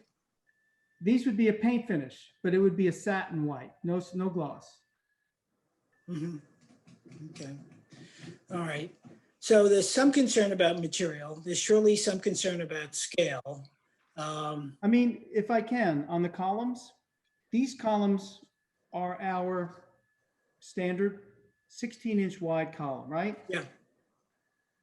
The columns that are existing are not 16 inches. They're 12 inches at the top. I could reduce this column. The support post that's inside that structurally holds this up doesn't change. Yeah. But I can change this column. I could reduce the size of that Okay. column. So I appreciate your willingness to make some changes. So I would take John's comments to reduce everything by a foot and scale the columns down a bit. And Mark, you know, I think unless other board members object, and how far back from the street is this? You told me once. You're 20. I'm sorry? 20 feet. 20 feet, okay. All right, other comments from the board? My only thing is, I don't personally have an issue with the height because I think they're smaller than some of the other gates we put in. I think if they go from 16 to 12 on the columns, I think that would make a nice difference. Yeah, yeah. See, Actually, the size, other than the width of the column, the size and scale of these gates now is less than what's there currently. Yeah, yeah. I know that but I'm with John on this, which is given that there are two gates that are close to one another, it just creates an image of a much larger scaled house, something that I would expect to see, as we were speaking before, an ox pasture or a Halsey Neck, rather than what's a very nice context, if you will, in this scheme of things, suburban type of village street. So I think the scale of it brings a level of formality and austerity. Austerity. Is that right? No, I'm getting tongue tied. But in any event, I'm with Greg, with John. If you can scale it down all around. Well, if I may, right? When I have my discussion with the owners. Sure. What about if we compromise? It's 6'6" on the hinge. So what if we bring it down to 60 and then if I 5 may, feet at the center? Yeah. So come back with what you want. So John was suggesting reducing everything by a foot. That seems to make sense for me. And hopefully that would work out for your client. I don't know. My problem is, the client has German Shepherds, and at a gate at 4 feet in the center, that would be a big concern. Plus the deer. Okay. So again, come back with what you think will work for you and would get the board's approval, and we'll take it from there. Okay. Very well. Yeah. So we're good. I mean, yeah, I think the concern of the dog jumping over is a concern that. Yeah. That's not our so issue. That's why I say, Mark, we're not dictating that it's got to be 4 feet in the center. All we're saying is the scale right now is imposing in that location. So to the extent the gate is irrelevant. The design, sorry? The reason for the gate is irrelevant. Not to the client. That doesn't matter. That's not. Oh, right. From a functional standpoint. So, and this is what we were talking about before, trying to balance out interest with the community. So now I'm throwing that ball back to you. Do the same thing that we're trying to do on this end. So there's public comment. Kat? There's only one person left, Jeffrey Hall, and I don't know if he's a party to another matter or if he's just hanging around or if he has comment. His hand is not up. Okay, so Mark, in as much as you want to go back to your client, I move that we accept your request to adjourn to our next meeting. And as you know, submissions have to be in the Thursday before the meeting at noon. So do I have a second on that? Second. Okay, a second by Mark McIntyre. And all in favor? Aye. Aye. All right, thank you, Mark. Very well, thank you. Thank you. All right, take care. Okay, so we're going to go back, and perhaps the person that's still in the audience represents Leo Leva or Leva. Well, there are now two people in the audience because I just put Mark Cirillo back. But does anybody know the name of the? Well, the applicant is Leo Leva. Let me see who's on the design. Let's see. Oh, this was one where actually it wasn't marked at all. So no, I have no idea who the. Okay. So unless that person is active and wants to speak, then we're going to move to adjourn for the. All right, let me pull him in and find out what's going on. Just 2 seconds. It's for 65 Hetty Creek Lane. Thanks, Sarah. Jeffrey, unmute. There you go. And you have the floor. Do you have something to say, sir? I do not. I've just been listening and observing the actions of the board. Very good, then. Thanks, Jeffrey. I'm putting you back. Thank you. Okay. All right, good. That's it. So, folks, it's, as somebody said earlier, it's been a long evening. Thank you for your time. And so I will move that we end and adjourn for the evening. This Wait, wait. meeting of the Do we Southampton have to Village. adjourn that application? What's that? No, we Yeah, didn't take jurisdiction. What's that? We didn't take jurisdiction, so we don't need to adjourn it. Okay. Okay. Thank you for keeping me honest.